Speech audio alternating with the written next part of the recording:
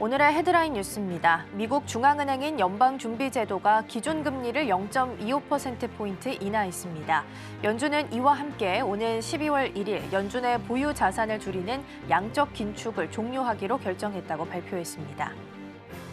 백악관이 트럼프 대통령과 시진핑 주석의 정상회담을 한국 시간 기준으로 30일 오전 11시 개최한다고 밝혔습니다. 시 주석은 31일 에이펙 정상회의와 만찬에 참석하고 다음 날인 11월 1일 이재명 대통령과 한중 정상회담을 가질 예정입니다. 이재명 대통령과 트럼프 대통령이 정상회담에서 관세 합의 세부 협상을 타결했습니다. 양국은 3,500억 달러 규모 대미 투자 중 반도체, 원전, 2차 전지, 바이오 분야에 2천억 달러를 단계적으로 투자하기로 했으며 연간 최대 투자 한도는 200억 달러로 제한했습니다. 트럼프 대통령이 한국의 핵 추진 잠수함 건조를 승인했다고 공식 발표했습니다. 필라델피아 조선소에서 건조가 이루어질 것이라고 구체적으로 언급하며 한미 군사 협력 강화 의지를 재확인했습니다. 시청자 여러분 안녕하세요. 여러분의 성공 투자를 응원합니다. 출발 증시와이드 2부 시작합니다. 진행의 이가은입니다. 어제 뉴욕 증시는 혼조세로 마감했습니다. 뉴스가 참 많았는데요. 가장 중요했던 FOMC 살펴보면 예상대로 25bp 인하로 결정이 난 상황입니다. 다만 12월 인하에 대해서는 다소 좀 매파적인 스탠스였습니다. 기정사실 아니다. 여러 가지 의견 좀 엇갈리고 있다라고 코멘트를 내놨고요. 그러다 보니까 12월에 금리가 동결될 가능성 패드워치상 봤을 때 9%에서 65%까지 치솟기도 했습니다. 일단 한미 관세 협상과 관련해서는 잘 마무리가 됐지만 오늘은 또 미중 정상회담에 대한 내용들 잘 소화해야 되는 하루입니다. 나오는 뉴스들 잘 팔로우하면서 전략들 함께 챙겨보도록 하겠습니다. 자, 그럼 이어서 오늘 저희가 준비한 코너 함께 소개해드리도록 하겠습니다. 오늘 첫 번째 코너로는 빅애플 스탁 준비되어 있습니다. 엔비디아가 어제 시총 5조 클럽에 가입을 했죠. 더불어서 빅테크 기업들의 실적도 발표가 됐는데요. 알파벳은 시간외에서 상승하고 있지만 메타와 지금 MS 같은 경우에는 하락을 하고 있습니다. 자세한 마감 상황 함께 짚어보겠습니다. 두 번째로는 와이드 리포트 준비되어 있습니다. 삼성 SDI 실적이 3분기에는 굉장히 부진하게 나왔죠. 적자로 나오긴 했는데 오히려 4분기에 좋아질 거다라는 부분에 투자자들은 포커스를 맞추면서 주가를 끌어올리고 있습니다. 증권가에서 바라보는 삼성 SDI 투자 포인트 잠시 후에 함께 만나보시죠. 자, 그럼 출발 증시와이드 2부 본격적으로 시작해 보도록 하겠습니다.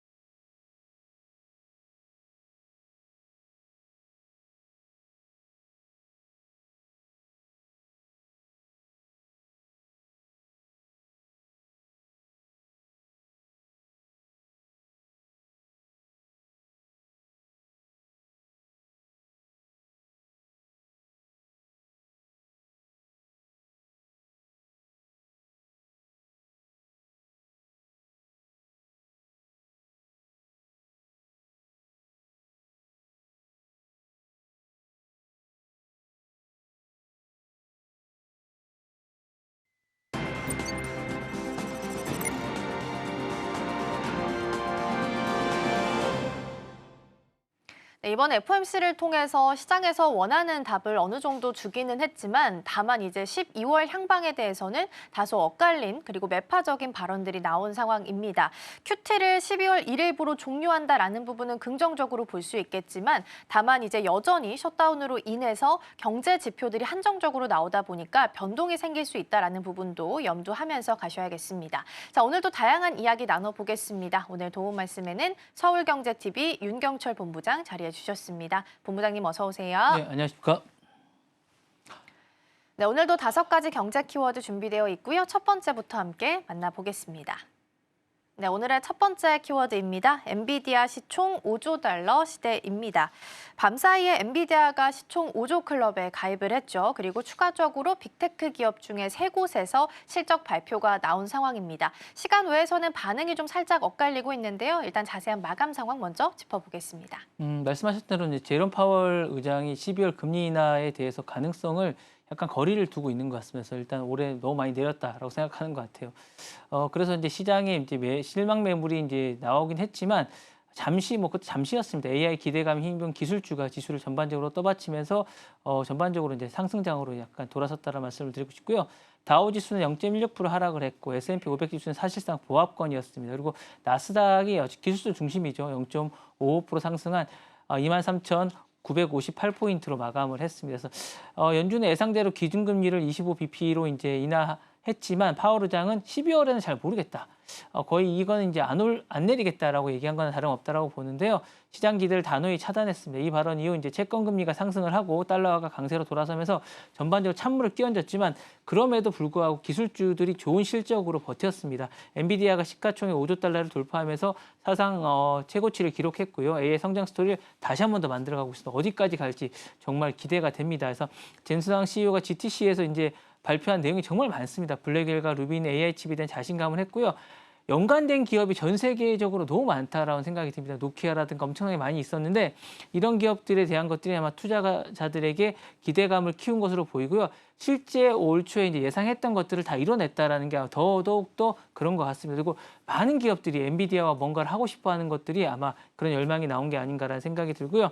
엔비디아가 이제 전일 대비 한 3% 정도 상승을 했고 AI 기대감이 임하면서 브로드컴도 3.5% 상승을 했습니다.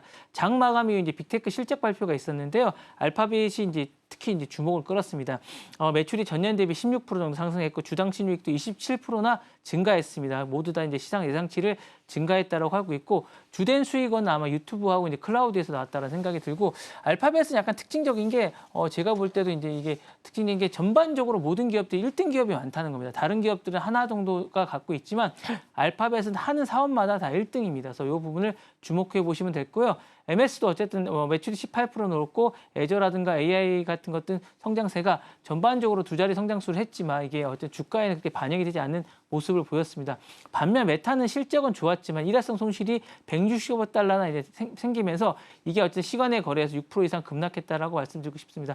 전반적으로 기술주와 통신업종이 1% 이상 상승한 반면에 부동산이라든가 금융주가 약세를 보인 하루라고 말씀드리고 싶습니다.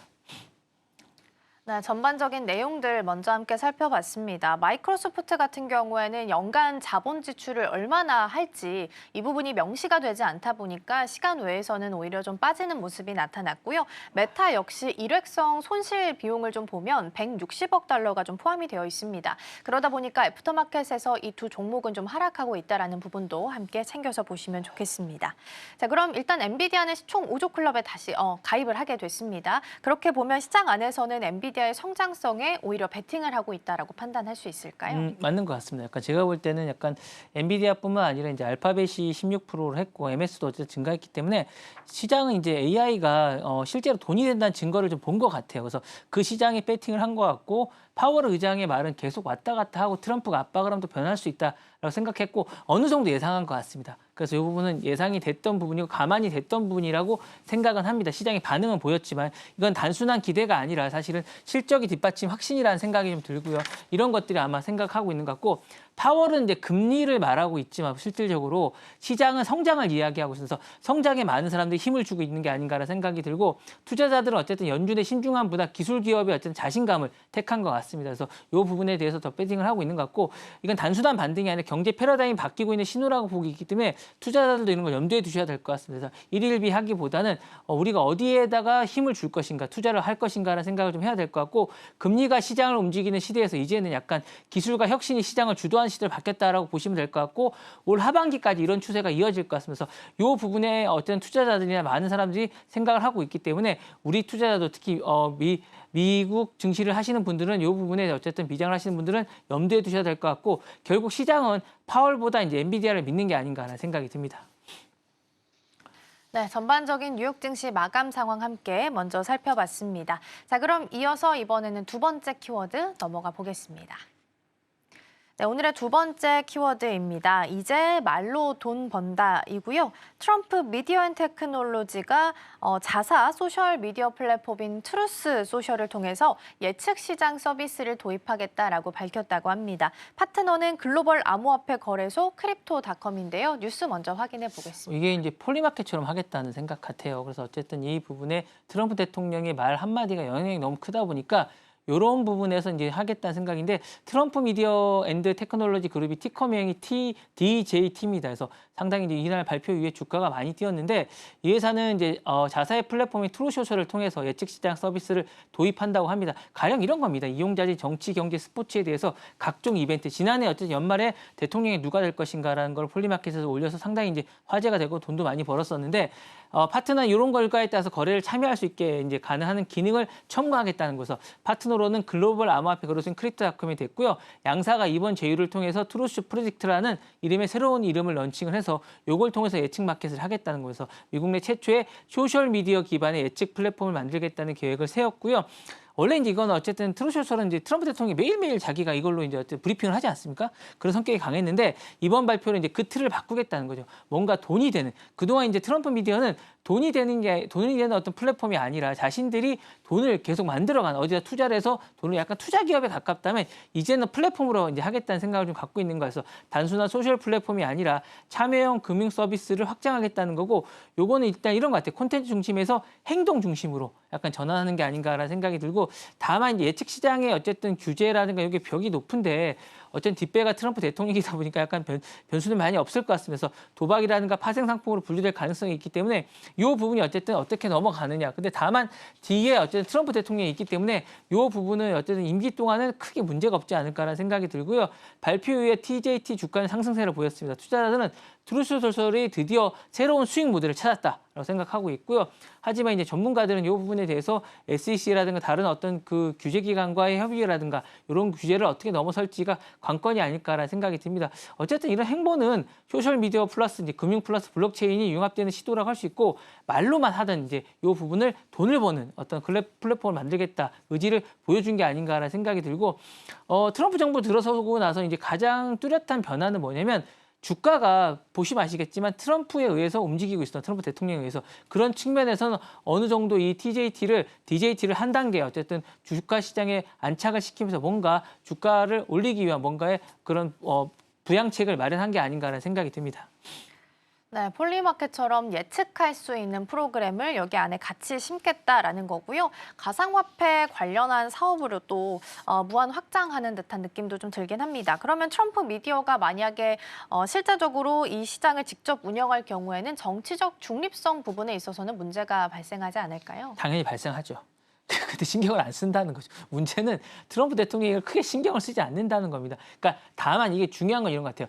그러니까 논란이 됐을 때 이 논란을 이 기업이 버틸 수 있느냐 없느냐가 큰 차이인데 일단은 지금 이 미디어 가족 단위 미디어의 수장이라고 할 수 있는 사람이 어쨌든 대통령이란 말이에요. 그러면 사실은 버틸 수 있다고 봐야 될 것 같은 생각이 들고 시장 참여에 대한 단순한 투자가 아니라 이제 정치적 입장을 사용을 가지고 여론을 왜곡하는 유도할 수 있다는 비판이 있지만 이 기업 자체는 잘 될 가능성이 상당히 높지 않을까라는 생각이 듭니다. 그래서 이런 부분이 의식한 부분이 있기 때문에 뭐 물론 형식적으로는 이런 걸 의식을 해서 거래와 청산은 크립토닷컴에 맡겼습니다. 약간 공정성을 기한다고 하지만 사실상 직접 거래를 하지 않지만 운영이나 이런 것들은 트럼프 미디어에서 하는 거거든요. 그래서 이 부분에 대해서 어쨌든 상당한 의미가 있을 것 같은 생각이 들고 제가 볼 때는 상당한 어쨌든 부양책이라든가 이런 게 가능할 것 같은 생각이 드는데 트럼프 미디어의 또 다른 딜레마는 이런 것 같아요. 보수 성향 커뮤니티를 강하다는 거에서 중도층을 끌어들이거나 확장에 대한 부분이 좀 약하지 않을까라는 부분은 조금 있습니다. 그래서 단순한 논란의 문제가 아니라 이거 어떤 신뢰도나 서비스 확장성의 문제가 좀 되지 않을까라는 생각은 들지만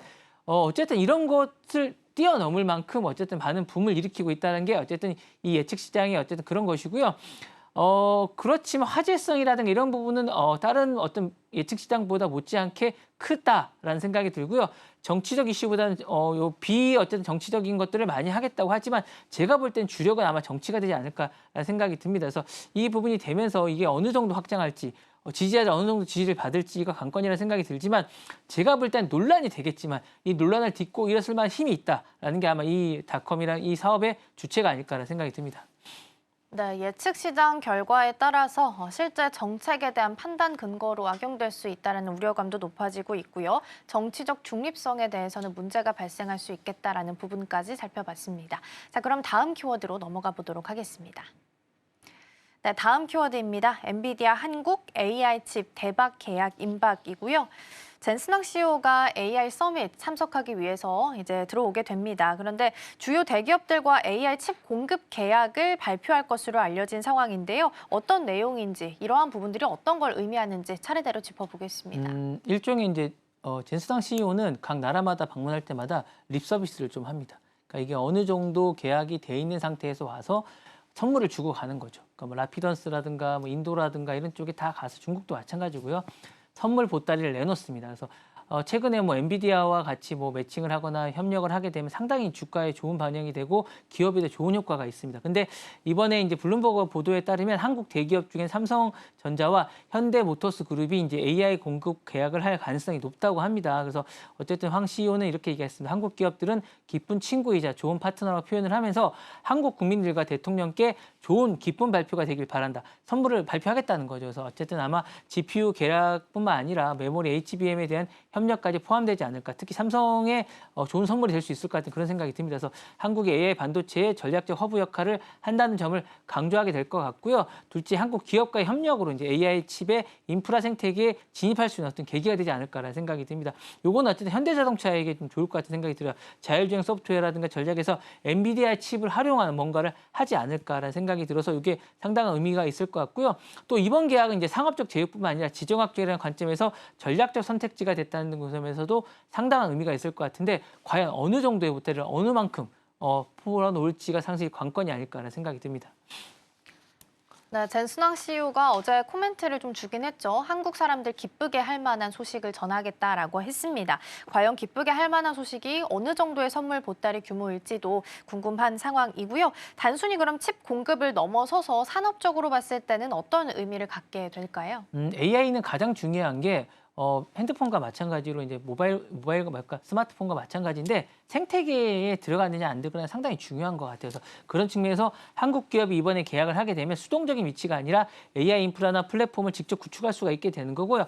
그다음에 뭐 네이버 클라우드가 엔비디아가 쏘버린 AI의 생태계 구축을 발표한 바가 있지 않습니까? 이런 것처럼 이번에도 이제 두 기업이 생태계에 들어가서 뭔가를 할 수 있다. 그러니까 뭐 10년 먹거리 정도를 찾을 수 있다라는 상당한 의미가 있을 수 있을 것 같은 생각이 들고 그다음에 이제 공급망 다변화의 선택을 받았다는 게 중요할 것 같아서 지정학적 리스크에 대응할 수 있는 우리가 대체제가 된다는 게 상당한 의미가 있을 것 같아요. 이게 무슨 말이냐면 그동안 이제 어쨌든 엔비디아 측면에서는 중국에 상당한 좋은 기업이었는데 이걸 트럼프 대통령이 별로 좋아하지는 않아요. 그러다 보니까 지정학적 파트너를 찾아야 되는데 그 파트너로 한국이 설정이 된 가능성이 있다라는 거죠. 이 파트너가 되면 엔비디아 측의 중요한 전략적 파트너가 되게 될 거고 향후에도 많은 의미를 부여할 수 있지 않을까라는 생각이 들고 이렇게 되면 산업 업그레이드의 기회가 됩니다. 그래서 메모리 반도체라든가 파운드리가 세계적인 수준인데 이게 지금 어쨌든 뭐 TSMC라든가 이런 기업들이 약간 밀리고 있는 상황이었는데 이를 계기로 앞서갈 수거나 아니면 대등한 위치가 되지 않을까라는 생각이 듭니다. 그래서 좋은 기회가 될 수 있기 때문에 이런 부분에 어쨌든 우리가 좋은 기회를 삼아서 도약을 할 수 있지 않을까라는 생각이 듭니다. 네, 주요 대기업들이 이름을 좀 올리고 있는 상황입니다. 처음 문을 여는 건 네이버고 문을 닫는 거는 엔비디아가 될 것으로 보이고요. 젠슨왕 CEO의 방문이 15년 만이라고 합니다. 그래서 그때 당시에 그래픽카드 시절이었는데 이번엔 HBM에 대한 이야기를 나눌 것으로 보이는 상황이니만큼 반도체주들의 흐름도 같이 체크해 보시면 좋겠습니다. 자, 그럼 이어서 네 번째 주제로 넘어가 보겠습니다. 네, 오늘의 네 번째 주제입니다. 트럼프 건강 이상론이고요. 트럼프 대통령이 국립군병원에서 MRI 검사를 받았다라고 직접 밝혔습니다. 올해 들어서 두 번째 건강검진이라고 하는데요. 일각에서는 건강 이상설이 다시 한번 떠오르고 있습니다. 뉴스 먼저 확인해 볼까요? 일단 받고 나서 퍼펙트라고 얘기는 했습니다. 그래서 뭐 완벽하다라고 얘기는 했는데 문제가 뭐냐면 검사 부위가 어디고 구체적인 이유가 일단 받았습니다. 한번 받았는데 또 받았거든요. 그래서 이 부분에 대해서 밝히지 않았기 때문에 의심을 하고 있는 것이고요. 지난 4월에서 이제 두 번째 건강검진입니다. 건강검진 여러분 아시겠지만 뭐 이게 여러 번 받는다고 좋은 게 아니라 1년에 한 번으로 충분하기 때문에 그런데 이제 뭔가 이상하기 때문에 받았다고 생각하고 두 번 모두 이제 워싱턴 인근에 있는 월트 리드 병원에서 진행된 것으로 알려져 있습니다. 그래서 뭔가 이상한 징후를 병원에서 발견했던가 아니면 트럼프 대통령 자신이 발견한 게 아닌가라는 생각이 나오고 있어서 정치권이라든가 언론에서 여전히 다양한 해석이 나오고 있고요.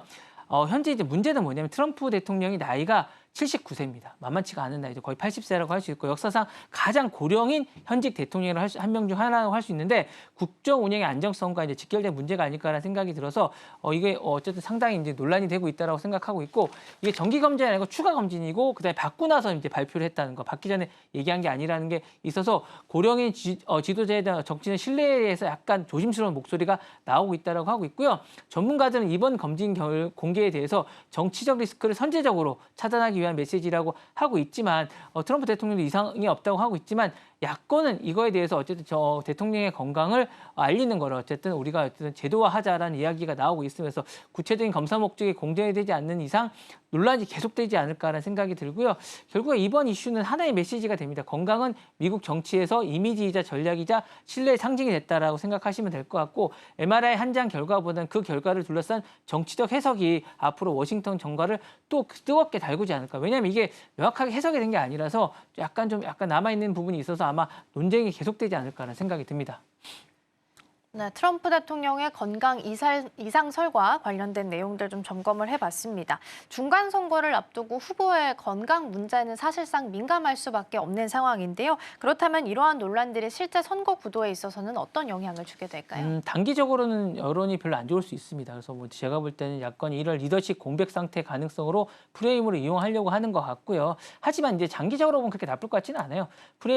트럼프 지지층의 결집의 계기가 될 수 있습니다. 왜냐하면 트럼프 대통령이 이런 걸 잘하는 게 뭐냐면 언론이 나를 공격하고 있다. 야당이 나를 공격하고 있다라고 하고 있고 자신의 공격받는 리더로서 포지셔닝을 하는데 능숙합니다. 그러다 보니까 건강 논란조차 정치적 에너지로 이제 전환하지 않을까라는 생각이 들면서 이렇게 하고 있고요. 트럼프 이제 백악관 내부에서는 공식적으로 대통령은 완벽히 건강하다는 입장을 내놨습니다. 그래서 이런 부분에 대해서 얼마만큼 잘 방어를 하고 정치적 수사를 하게 되지 않을까라는 생각이 들어서 이 부분에 어떤 서로가 쟁점이 되겠지만 이걸 딛고 아마 자신의 어쨌든 정치적 수사라든가 이런 것들로 해서 이 지지체의 결집이라든가 이런 걸 해서 아마 더 자기는 정치적 에너지로 전환하면서 성공 가도를 달릴 수 있게 되지 않을까 하는 생각이 듭니다. 네, 트럼프 대통령의 건강 이상설과 관련된 키워드까지 살펴봤고요. 다음으로 넘어가 보겠습니다. 네, 오늘의 마지막 키워드입니다. 애플 OLED 전환 임박입니다. 애플이 아이패드와 맥북 시리즈에 OLED 디스플레이를 탑재하면서 제품군 전반적으로 대대적인 변화를 예고한 상황입니다. 일단 첫 주자는 아이패드 미니가 될 것으로 예상되고 있는데요. 이러한 전략을 취하는 이유는 어디 있을까요? 일단은 라인업을 다 고가로 통일시키려고 하는 것 같아요. 지금 어쨌든 기존의 OLED가 6기 발광 다이오드인데 이게 기존의 LCD보다 색 표현력이라든가 명암도 이런 게 압도적으로 높고 물론 제작하는데 비싸긴 합니다.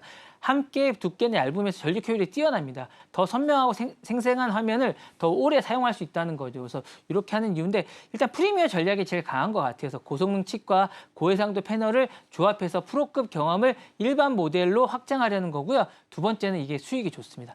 약간 짭짤하다는 거죠. 그래서 이 부분을 극대화시키는 게 아닌가라는 생각이 들고 OLED 원가 마진은 높지만 마진율이 그만큼 큽니다. 가격을 올려도 저항감이 덜하다는 거죠. 그래서 즉 생산 단가의 상승을 소비자가 체감하는 품질로 정당화하려는 전략이 아닐까라는 생각이 들고요. 마지막으로는 기존 거와 이제 생태계를 일어나겠다는 겁니다. 근데 제가 볼 때 두 번째 이유가 제일 큰데 마지막 이유는 이게 갖다 붙인 게 아닐까 생각이 드는데 애플워치가 이미 OLED를 채택하고 있기 때문에 아이패드나 맥북도 동일하면 디스플레이라든가 품질 색감 동일하는 약간 완벽하게 이제 어쨌든 깔맞춤이 된다는 거죠. 이런 부분이 어쨌든 되지 않을까라는 생각이 들어서 애플을 좋아하는 많은 사람들에게 이런 효과를 주려고 하는 게 아닌가라는 생각이 듭니다.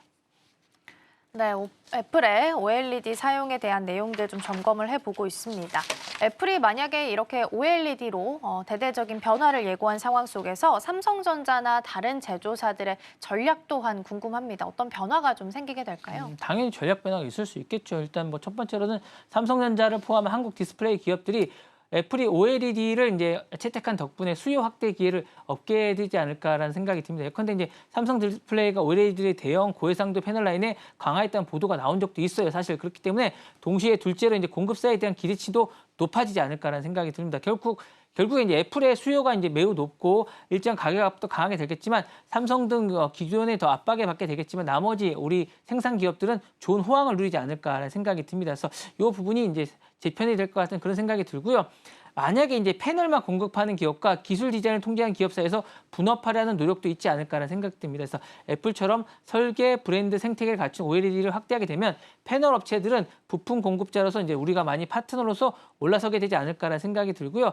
반면 중국이나 다른 기타 기업들은 애플이 요구하는 수준을 맞추기 위해서 생산 리소스를 쏟아내겠지만 아직까지는 이걸 따라올 수 없게 되기 때문에 우리나라 기업들에게 상당한 역할을 주지 않을까라는 생각이 듭니다. 그래서 소비자와 어쨌든 전체 시장으로 보면 애플이 OLED를 탑재하고 그 효과를 강조하면 프리미엄 라인도 상당히 자리 잡기 때문에 삼성 등 경쟁사도 더 빨리 이런 것들을 자리 잡게 될 것 같고 제조사들 우리 LG라든가 삼성 디스플레이 업체들도 상당히 효과를 보게 되지 않을까라는 생각이 듭니다. 결국에 이 부분은 어쨌든 삼성의 디스플레이 업계는 기회와 도전에 삼성의 디스플레이 우리나라의 어쨌든 디스플레이 기업들에겐 기회와 도전을 주는 동시에 어쨌든 경쟁사 삼성전자 같은 경쟁사들에겐 기술과 생산 브랜드를 전면적으로 이제 개편할 수 있는 계기가 되지 않을까라는 생각이 듭니다. 결국 소비자들에게 좋은 기회를 주게 되지 않을까라는 생각이 듭니다.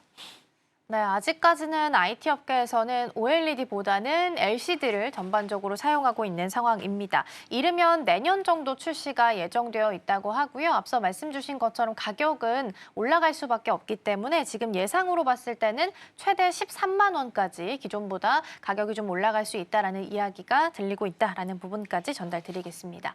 자, 이렇게 해서 5가지 경제 키워드 잘 살펴봤고요. 본부장님과는 여기서 인사 나누겠습니다. 오늘 말씀 고맙습니다. 네, 감사합니다.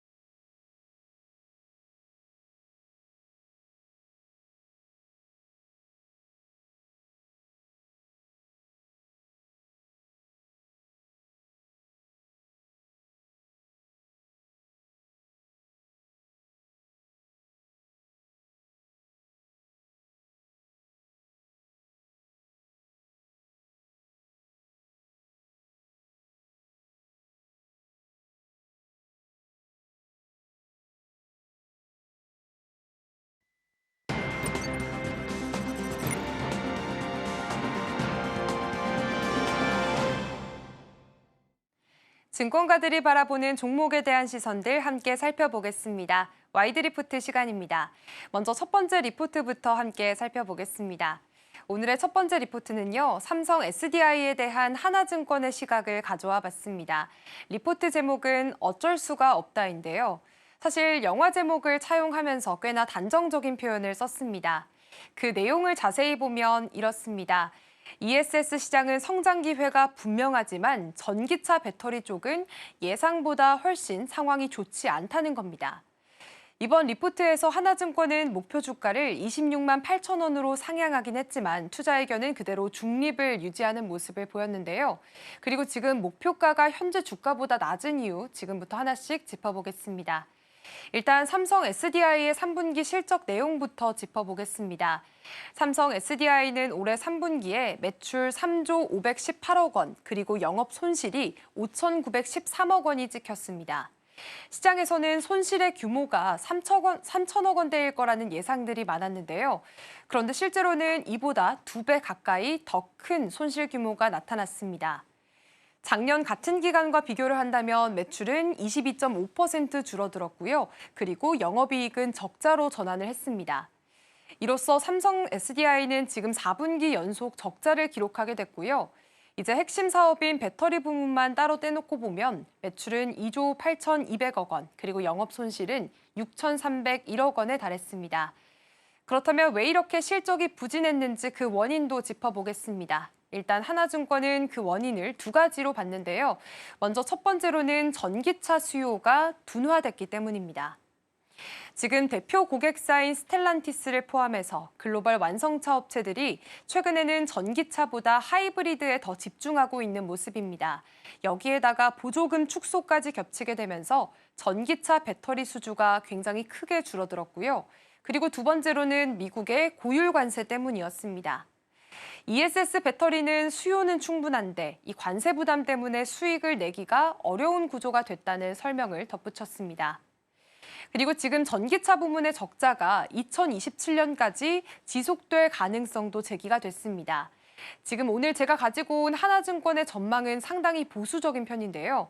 삼성 SDI가 전기차 배터리 부문에서 2025년에는 약 1조 7천억 원, 그리고 2026년과 2027년도에도 각각 1조 5천억 원대 적자가 계속될 것이라고 봤습니다. 결국 앞으로 3년 동안은 전기차 사업에서 대규모 적자가 이어질 가능성이 크다는 겁니다. 그리고 여기서 하나 더 짚고 넘어가야 할 부분이 있습니다. 바로 시장의 기대치와 하나증권의 시각 차이인데요. 현재 시장에서는 삼성전자가 그래도 2027년에는 영업이익이 1조 8천억 원을 넘길 거라고 보고 있습니다. 그런데 하나증권은 이 수치를 4천억 원 수준으로 상당히 낮춰 잡은 모습이 확인이 되고 있습니다.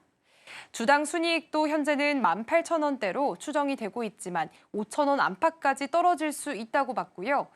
이렇게 된다면 PER을 40배로 적용을 하더라도 적정 주가는 20만 원대에 그친다는 게 하나증권의 분석입니다. 그런데 하나증권과는 전혀 다른 해석들도 나오고 있습니다. 같은 날 발표한 KB증권과 NH투자증권은 삼성 SDI의 목표 주가를 각각 40만 원 그리고 41만 원으로 상향을 했는데요. 그 이유는 명확했습니다. 바로 ESS 부문의 성장성을 굉장히 높게 본 겁니다. 지금 KB증권과 NH투자증권은 삼성 SDI의 ESS 중심의 반등이 충분히 가능하다라는 시각들을 내세우고 있습니다. 먼저 KB증권 같은 경우에는 AI 인프라가 확대가 되고 있고 또 지금 중국산 배터리에 대해서 수출 규제가 강화가 되고 있기 때문에 이런 요인들이 겹치게 된다면 삼성 SDI의 북미양 ESS 수요가 폭발적으로 늘어날 것이라고 분석을 하고 있습니다. 그리고 NH투자증권은 지금 ESS의 생산 능력이 2026년에는 30기가와트시, 2027년에는 46기가와트시까지 확대가 될 것으로 내다보고 있고요. 여기에다가 지금 AMPC, 즉 미국의 첨단 제조 세액 공제도 핵심 키워드로 꼽고 있습니다. NH투자증권은 ESS 분야에서만 2027년에 최대 1조 4천억 원 규모의 세액 공제 이익이 가능할 것이다라고 내다보고 있습니다. 그렇다면 삼성 SDI는 지금 어떤 전략들을 펼치고 있는지도 함께 살펴보겠습니다. 먼저 ESS 사업 쪽으로 굉장히 빠르게 방향 전환을 하고 있는 모습입니다. 이달부터는 미국 인디애나주에 있는 스텔란티스와의 합작 공장에서 지금 NCA 배터리 양산을 시작하고 있는 상황이고요. 그리고 여기에다가 내년 4분기부터는 LFP 라인 전환 작업도 확대할 예정입니다. 이렇게 된다면 내년 말까지 ESS용 배터리 생산 능력이 연간 30기가와트시까지 확대가 될 것으로 예상이 되고 있습니다. 그리고 지금 전기차 배터리 쪽도 삼성 SDI가 좀 변화를 시도를 하고 있는 모습인데요. 사실 지금까지는 BMW나 아우디 같은 프리미엄 전기차를 중심으로 배터리를 공급해 왔습니다. 그런데 앞으로는 LFP나 미드니켈 배터리 쪽으로 이렇게 적용 범위를 넓혀 나가면서 보급형 전기차 시장도 공략할 계획입니다. 그리고 요즘 하이브리드 전기차도 굉장히 늘어나고 있는데요. 하이브리드 전기차 전용으로는 템리스 원통형 배터리를 도입해서 제품 라인업들을 더욱더 다양화하겠다는 전략들을 보였습니다. 그리고 또 하나 주목할 부분이 있습니다. 바로 데이터 센터용 BBU라고 하는 건데요. 바로 배터리 백업 유닛이라고 부릅니다.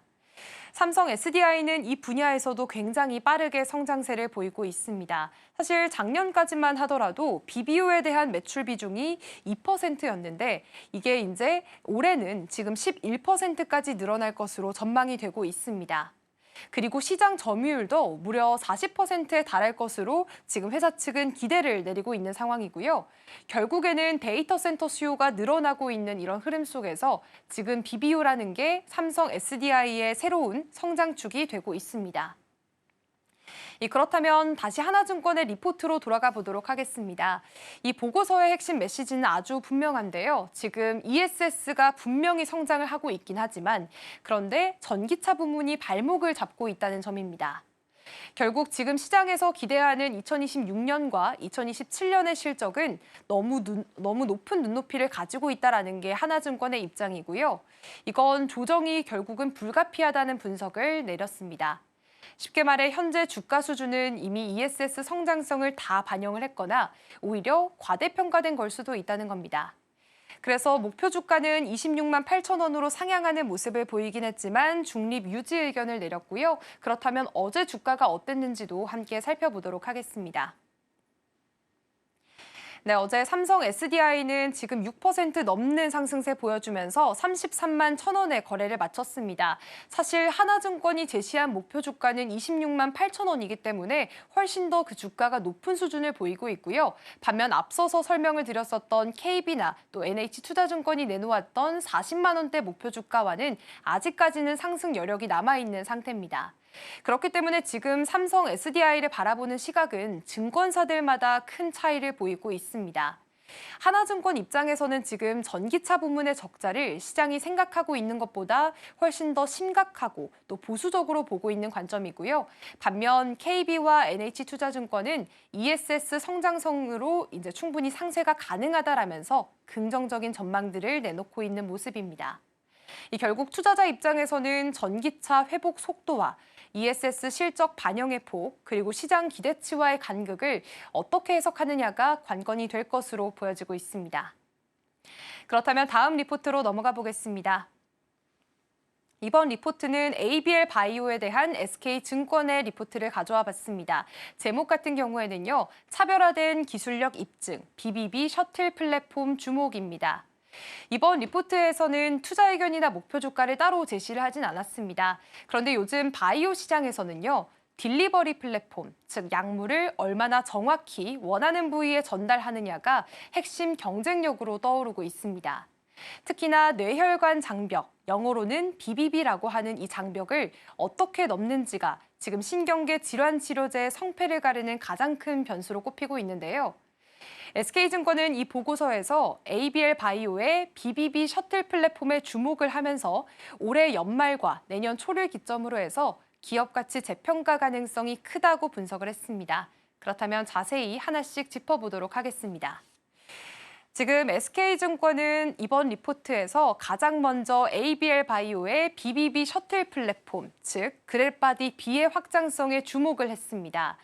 지금까지는 이 플랫폼이 뇌신경계 치료제 전달에 집중이 되어 있었는데요. 그런데 이제는 근육과 심장처럼 말초 장기까지 약물을 전달할 수 있는 가능성이 올해 연말에 발표될 아이오니스와의 공동 논문을 통해서 공식적으로 확인이 될 예정입니다. 만약에 이 확장성이 입증이 된다면 그랩바디비는 단순히 뇌질환 치료 기술을 넘어서서 RNA 치료제 전반의 글로벌 딜리버리 툴로 자리매김할 수 있다는 분석이고요.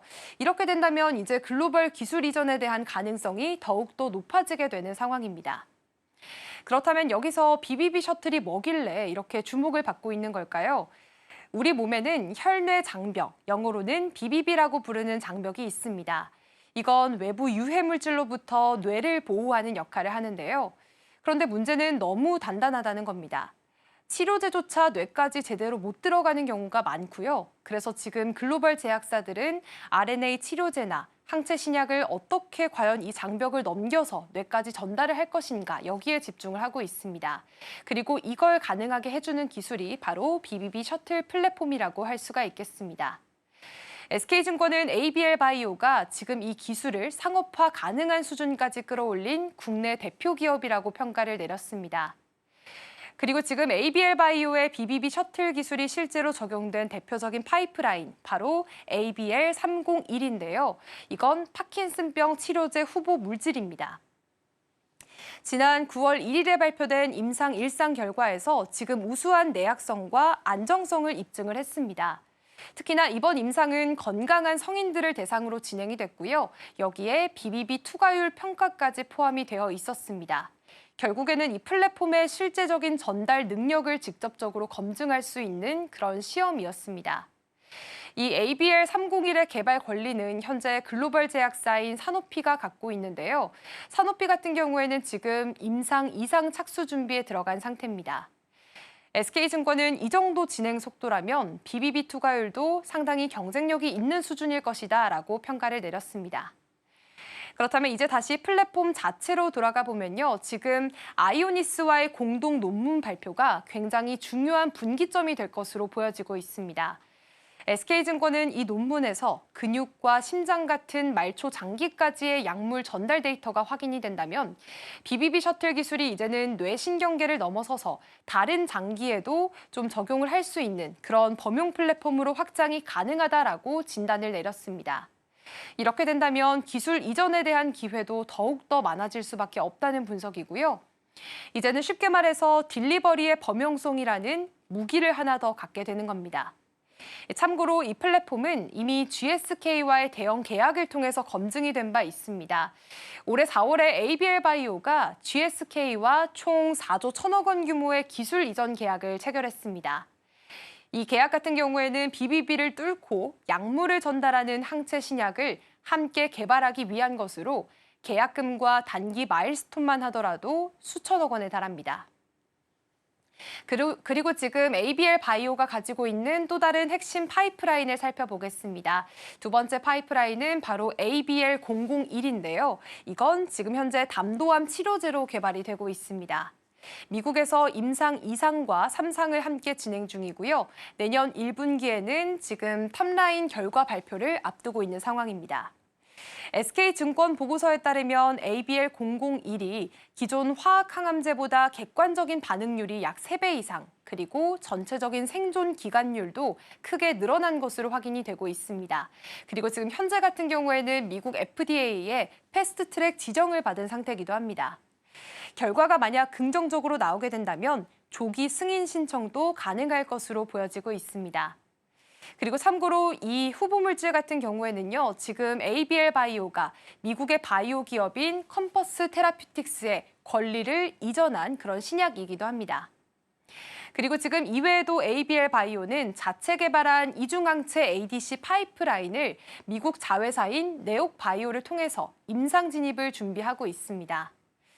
ADC는 말 그대로 항체에 화학 약물을 붙여서 암세포를 정밀 타격하는 차세대 항암제를 말하는데요. 이 중에서도 ABL206 그리고 ABL209가 올해 말과 내년 초 사이에 미국 임상 1상 허가 신청이 예정이 되어 있습니다. 지금 ABL 바이오는 이 두 물질을 네옥 바이오에 현물 출자를 했고요. 여기에다가 420억 원 규모의 자금도 추가로 투자한 상태입니다. 그리고 여기에 지금 또 하나 주목할 만한 플랫폼이 있습니다. 바로 면역 항암제용 플랫폼인 그랩바디 T입니다. 이 기술이 적용된 ABL111 같은 경우에는요, 최근 올해 유럽 종양학회에서 전이성 위암 환자 대상으로 해서 임상 결과를 발표했습니다. 그리고 이 자리에서 굉장히 고무적인 데이터를 소개를 했는데요. 그 내용을 자세히 살펴보니까 지금 이 후보 물질이 현재 중국의 바이오 기업인 아이맵에 기술 이전이 된 상태입니다. 그리고 내년에는 지금 후속 임상과 적응증 확대에도 속도를 내고 있습니다. 이처럼 플랫폼 기술이 임상에서 성과를 내기 시작한다면 같은 기술 기반의 다른 파이프라인들까지 함께 재평가될 수 있다는 점도 중요한 포인트로 자리가 잡힐 수가 있겠죠. 그렇기 때문에 지금 내용들을 살펴보면 ABL 바이오 같은 경우에는 지금 BBB 셔틀 플랫폼과 함께 그리고 항암 신약 파이프라인 이렇게 두 가지 축이 동시에 움직이고 있는 구조입니다. 그리고 연말에는 지금 아이오니스와의 공동 논문 발표가 예정이 되어 있고요. 그리고 내년 초에는 ABL001의 임상 톱라인 결과 발표가 예정이 되어 있습니다. 이렇게 지금 ABL 바이오가 핵심 이벤트로 생각을 하고 있는 것들이 차례로 예정이 되어 있는 상태입니다. 여기에다가 앞서 말씀드린 대로 GSK나 사노피, 컴퍼스, 아이맵처럼 다양한 글로벌 파트너들과의 기술 이전 협업도 동시에 진행 중입니다. SK증권 같은 경우에는 이번 리포트에서 이렇게 두 가지 모멘텀이 겹치는 시점에 ABL 바이오의 기술 가치가 본격적으로 재평가될 가능성이 크다라고 분석을 하고 있고요. 그 시점을 올해 연말이나 아니면 내년 초로 예상을 하고 있습니다. 참고로 앞서 말씀드렸듯이 SK증권은 이번 리포트에서는 따로 목표 주가나 투자 의견을 제시하진 않았습니다. 그렇다면 현재 주가가 어떤지도 함께 살펴보도록 하겠습니다.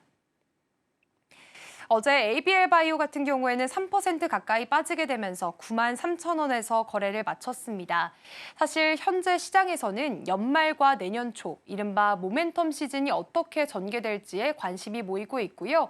앞서 살펴봤던 그런 내용들에서 있었던 이런 모멘텀들이 과연 우리가 지금 시장에서 예상하고 있는 이 시즌에 일어나게 될 것인지에 대해서도 함께 지켜보시면 좋겠습니다.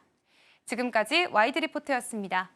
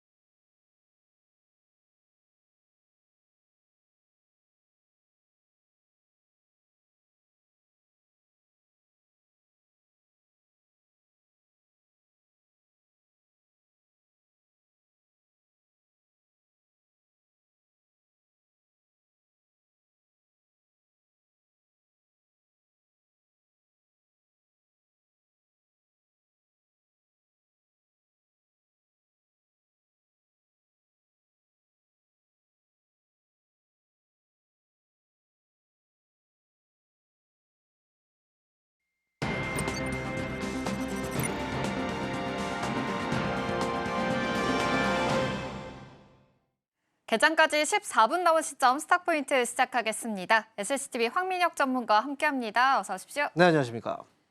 네, 일단 간밤 뉴욕 증시부터 먼저 이슈 체크해 봐야겠죠. 3대 지수는 혼조세로 마감을 했습니다. 일단 간밤에 기준금리가 결정이 됐습니다. 인하로 포지션 잡게 됐고요. 예상대로 인하는 됐지만 파월 의장의 발언이 조금 문제가 됐습니다. 12월에 금리 인하 가능성에 대해서는 아직까지는 좀 거리가 있다라고 이야기가 나오면서 실망 매물들이 좀 쏟아진 것으로 보이고요. 관련해서도 계속 좀 이슈들 체크를 해보셔야 될 것 같습니다. 그래도 QT, 이 양적 긴축 관련해서는 좀 종료하겠다라고 이야기 나왔죠. 유동성이 다시금 좀 다시 풀릴 수 있다라는 긍정적인 시그널도 있으니까요. 이점까지 함께 체크해 보시면 좋겠습니다.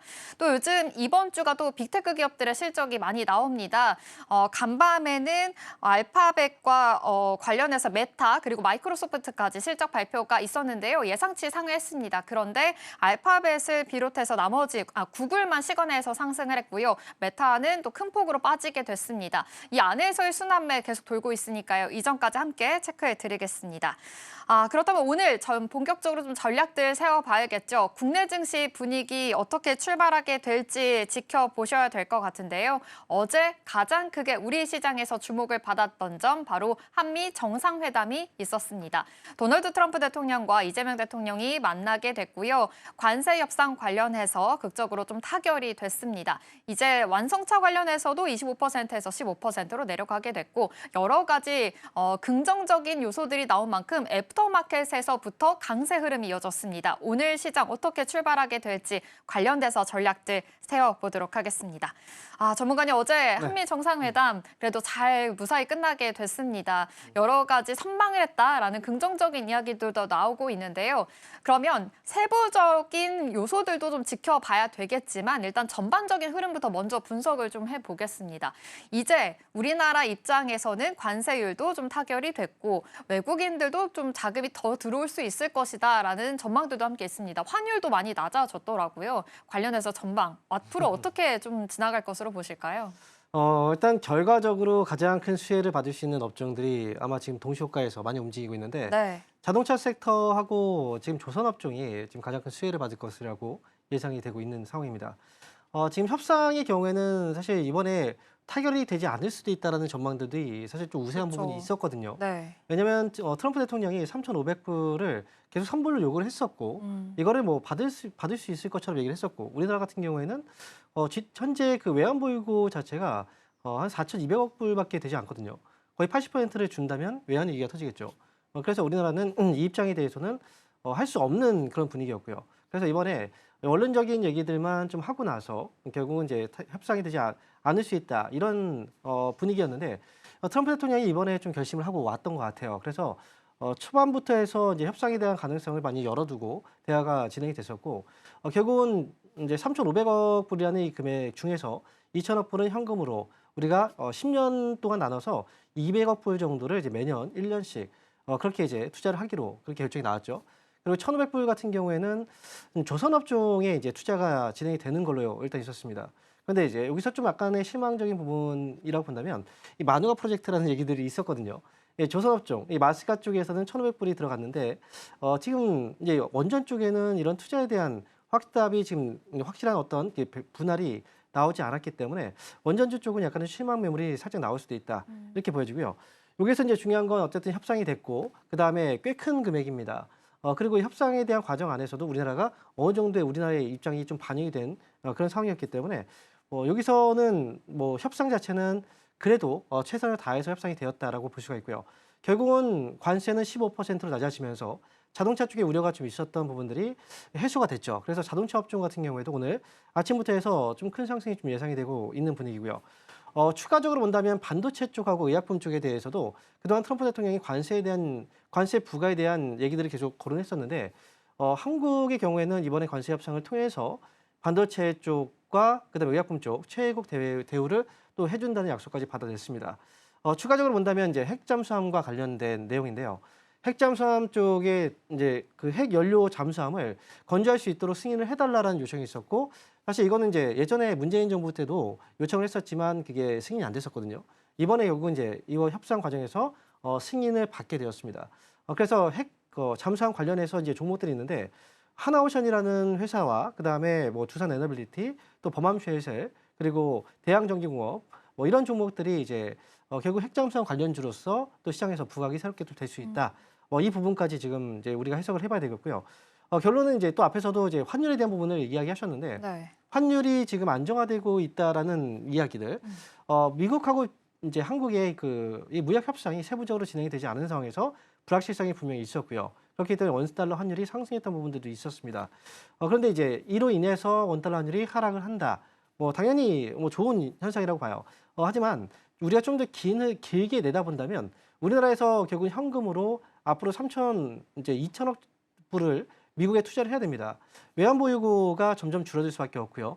여기서 통화스와프는 해결이 되지 않은 상황이기 때문에 그래서 지금은 단기적으로 환율이 좀 떨어질 수는 있다. 그리고 미국에서 또 금리가 인하됐기 때문에 하지만 장기적으로 본다면 외환보유고가 계속 또 감소할 수 있는 이런 우려감들은 시장에서 노출이 되게 된다면 결국은 또 이제 우려감으로 인해서 원달러 환율이 또 상승이 나올 수도 있거든요.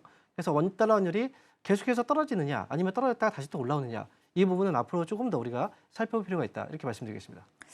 그렇군요. 환율 관련해서 어제 잠시 좀 안정의 흐름을 가지려나 싶었는데 그래도 장기적으로 보자면 아무튼 대미 투자는 좀 정해졌고 3,500억 달러입니다. 우리 돈으로 하면 500조 원 규모거든요. 그만큼 굉장히 또 큰 규모다라고 봤을 때 외환 보유가 감소가 될 수 있으니 어느 정도는 계속 좀 흔들리는 장세가 있을 수 있다라는 점까지 함께 짚어보시면 좋겠습니다. 그래도 전반적으로 관세 협상이 됐고 관련된 수혜주들이 어제부터 급등하기 시작했고 오늘도 이러한 수혜주들이 굉장히 크게 또 상승하면서 출발할 것으로 예측이 되고 있습니다. 그럼 자세하게 이러한 안에서의 종목별 흐름들까지 함께 전략들 세워봐야 될 텐데요. 가장 먼저 짚어볼 점 바로 조선업이 될 것 같습니다. 3,500억 달러 중에 2천억 달러는 현금 투자고요. 1,500억 달러가 조선업에 직접 투자를 하겠다라는 이야기입니다. 이 안에서 마스가 프로젝트에 대한 기대감도 있었고 그리고 말씀해 주신 대로 핵 추진 잠수함을 이제 필리조선소에서 직접 할 것이다라는 이야기까지 나오면서 아무래도 하나오션 쪽으로 수혜감이 더 많은 것으로 보이거든요. 지금 현재 하나오션 13% 급등하면서 출발할 것으로 예측이 되고 있습니다. 이제부터 조선주 계속해서 잘 갔던 만큼 이러한 이슈로 트리거가 돼서 더 올라갈 수 있을까요? 조선주들 랠리 어떻게 보고 계세요? 일단 마스카 프로젝트에서 우리가 또 기대했던 성과가 또 있었고요. 네. 이 협상에 있어서 가장 또 중요한 역할을 또 해줬습니다. 그래서 1,500불이라는 금액을 조선 쪽에 직접 투자를 하게 됐고, 그리고 여기서 또 추가적으로 얻어낸 게 이제 연료 잠수함에 대한 건조 승인. 이게 지금은 조선주 전반적으로 봤을 때는 호재고요. 그리고 여기서 특히나 이제 핵잠수함 관련주로 우리가 꼽히고 있는 하나오션이라든지 HD 한국조선해양 이런 종목들 같은 경우에도 지금 추가적인 어떤 그 상승 가능성이 지금 오늘 동시효과에서 나오고 있는 상황입니다. 네. 그래서 마스카 프로젝트에 대해서도 그동안 좀 많이 주목을 했었고 어제도 많이 올랐었고 네. 어제도 분위기가 있었고 오늘 같은 경우에도 이제 상승이 나오고 있는데요. 하지만 또 우리가 또 생각을 해봐야 되는 건 그렇다면 앞으로를 봤을 때 어떨까? 지금 이미 우리가 지금 노출됐던 이 재료들을 보면은 지금 노출된 재료들보다 더 많은 훨씬 더 큰 재료가 앞으로 나올 가능성이 있느냐 이 부분을 봐야 되거든요. 이 주식은 항상 앞으로 발생될 그 미래의 어떤 가치들이 현재 땡겨서 먼저 반영이 돼요. 그렇다면 이번에 그 1,500불에 대한 투자와 그다음에 지금 이제 핵 연료 잠수함에 대한 그 부분들 이런 것들이 지금 계산이 먼저 돼서 이 오늘 주가에 선반영이 될 수 있다는 거죠. 그렇다면 이보다 더 큰 재료가 나오지 않는 이상 주가가 더 이상 올라가기는 사실 좀 어려울 수 있다는 부분이고 그렇다면 오늘 주가가 올라왔을 때 만약에 많은 물량들의 매도로 인해서 차익 물량들이 나오게 된다면 주가가 또 많이 흔들릴 수가 있습니다. 그래서 이 부분들도 우리가 또 살펴봐야 되고요. 그리고 핵 연료 잠수함과 관련해서는 중국이나 북한에 대한 약간 견제 용도도 분명히 있습니다. 그렇기 때문에 이건 중국의 입장에서 봤을 때는 상당히 껄끄러운 그런 상황이거든요. 그래서 얼마 전에 이제 미국하고 중국하고 무역 분쟁이 있을 때도 하나 쪽에 대한 악재가 중국에서 한번 이제 발생했습니다. 그래서 이번에도 이런 과정에서 중국에서 우리나라 업체들을 견제할 가능성도 있기 때문에 지금은 호재성으로 이제 반영이 되고 있긴 하지만 앞으로 봤을 때 무조건 더 좋다라고 보기는 좀 어렵다. 그래서 오늘 시장의 분위기를 좀 살펴봐야 될 것 같습니다. 아침에 상승하고 나서 주가가 많이 또 흔들린다라고 한다면 오늘이 사실상 이제 매도의 어떤 기회가 될 수도 있지 않을까. 저는 개인적으로 이렇게 보고 있습니다. 그렇군요. 오늘 너무 많이 또 상승하면서 출발하고 있는 만큼 좀 불안정한 모습들은 앞으로 생각은 해보셔야 될 것 같습니다. 아무래도 핵 추진 잠수함 관련해서는 좀 중국의 입장에서는 견제를 할 만한 이야기이기 때문에 앞으로의 이슈들은 좀 파악을 해보셔야 될 것 같고요. 오늘 또 한중 그 정상회담이 열리게 되죠. 이 안에서의 무역 갈등이 어떻게 해결이 될지 이 점도 주목을 계속 해보셔야 될 것 같습니다. 조선주 관련해서는 조심할 필요가 있다라고 말씀해 주셨는데 사실 마스가 프로젝트에 대한 기대감도 있었다면 이제 마누가 프로젝트도 나온 만큼 원전주에 대한 기대감도 있었거든요. 어제 두산 에너빌리티가 신고가 갔습니다. 그런데 오늘은 하락으로 출발할 것으로 예측이 됩니다. 지금 조선주와 원전이 지금 상방으로 좀 나뉘고 있는 상황입니다. 원전주 안에서는 어떻게 지금 해석을 해보면 좋을까요? 이 원전주의 경우에는 새롭게 뭔가 좀 기대감이 분명히 있었거든요. 네. 그리고 만약 협상에 대한 기간이 좀 더 늘어졌다면 아마 원전 쪽에 대한 투자도 분명히 좀 분배가 되지 않았을까라는 생각을 해요. 근데 갑작스럽게 이번에 좀 더 빠르게 타결이 됐기 때문에 원전 쪽에 대한 카드 없이도 이제 이 마스카 프로젝트만으로도 이번에 협상이 된 거거든요. 그래서 원전 쪽에 대한 기대감도 있었지만 지금 기대감이 살짝 식은 거죠. 근데 실제로 어제 경우에는 원전 관련주들이 많이 올라갔습니다. 두산 에너빌리티도 올라갔었고요. 그다음에 현대건설도 역시 주가 네. 상승이 있었는데 이 상승에 대한 이유를 본다면 미국 정부에서 원전에 800억 달러를 투자한다는 뉴스가 있었어요. 여기에 있어서는 이제 로이터 통신에 의해서 이제 뉴스가 나왔던 건데요. 미국 정부하고 웨스팅하우스 그리고 이제 브룩필드 자산운용 쪽에서 이 협력을 통해서 이제 이번에 원전 쪽에서의 800억 투자를 진행한다라는 얘기가 있었고요. 그래서 국내 같은 경우에도 이 웨스팅하우스 관련주도 분명히 좀 있잖아요. 그리고 미국하고 지금 현재 우리나라는 K 원전 관련 팀 코리아라고 얘기하죠. 한수원 쪽에서 지금 웨스팅하우스 쪽하고 미국 원전 투자를 위한 조인트 벤처 설립을 검토하고 있는 그런 과정이고요. 그래서 지금 일단 미국 같은 경우에는 우리가 또 원전 시장에 진출해서 설계를 직접 할 수 있는 그런 길이 있기 때문에 앞으로 본다면 지금 여기서 1,500억 불에 대한 투자 금액은 뭐 조선 쪽에 분배가 됐지만 앞으로 발생될 2,000억 불이라는 이 자금 중에서 일부는 그래도 원전 쪽에 대한 투자가 또 되지 않을까 이런 기대감들도 분명히 좀 있기 때문에 그래서 원전 쪽 같은 경우에는 오늘 일시적으로 약간의 실망감이 살짝 있다 하더라도 이 실망감으로 인해서 뭐 주가가 저는 뭐 크게 흔들리거나 이러진 않을 거라고 생각해요. 왜냐하면 전반적으로 봤을 때는 지금 원전 쪽에 대한 수요는 분명히 좀 있고 그다음 미국도 역시 원전 투자에 대한 적극성을 보여주고 있기 때문에 우리나라 쪽에서 자금받는 이 투자 금액을 또 원전 쪽에 많이 쓸 수 있다라는 기대감이 분명히 있다. 저는 이렇게 생각합니다. 원전주 같은 경우에는 뭐 어쨌든 오늘 흔들린다 하더라도 일시적이라고 저는 생각하기 때문에 뭐 오히려 흔들려서 주가가 좀 눌린다면 오히려 좀 기회가 되지 않을까 저는 이렇게 내다보고 투자의 그 관점에서 여러분들을 보유하고 있다면 이걸 굳이 뭐 지금 팔 필요는 없겠죠. 그래서 일단 보유자분들은 그냥 가져가시되 뭐 신규 매수 같은 경우에도 충분히 또 조정이 나온다면 그때를 기회로 삼으시는 것도 좋을 것 같습니다.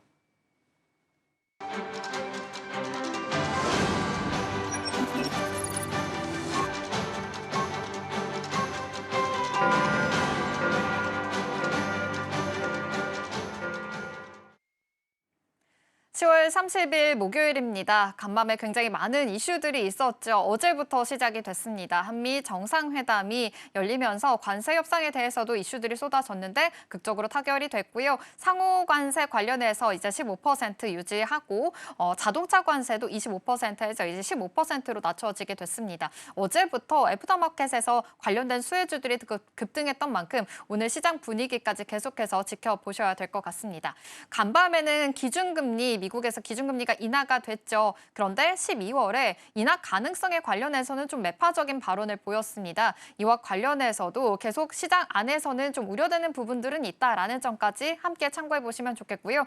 오늘 같은 경우에는 미국과 중국의 정상회담 예정이 되어 있습니다. 이슈들 어떻게 나오게 될지까지 계속 주목을 해보셔야 되겠습니다. 그럼 우리 시장 본격적으로 출발해 보겠습니다. 오늘 코스피, 코스닥 양시장 상승 출발합니다. 코스피 오늘도 신고가로 출발하고 있는데요. 0.61% 상승하면서 4,105포인트 선 지나가고 있습니다. 코스닥 또한 0.18% 상승하면서 903포인트 선 지나가고 있네요.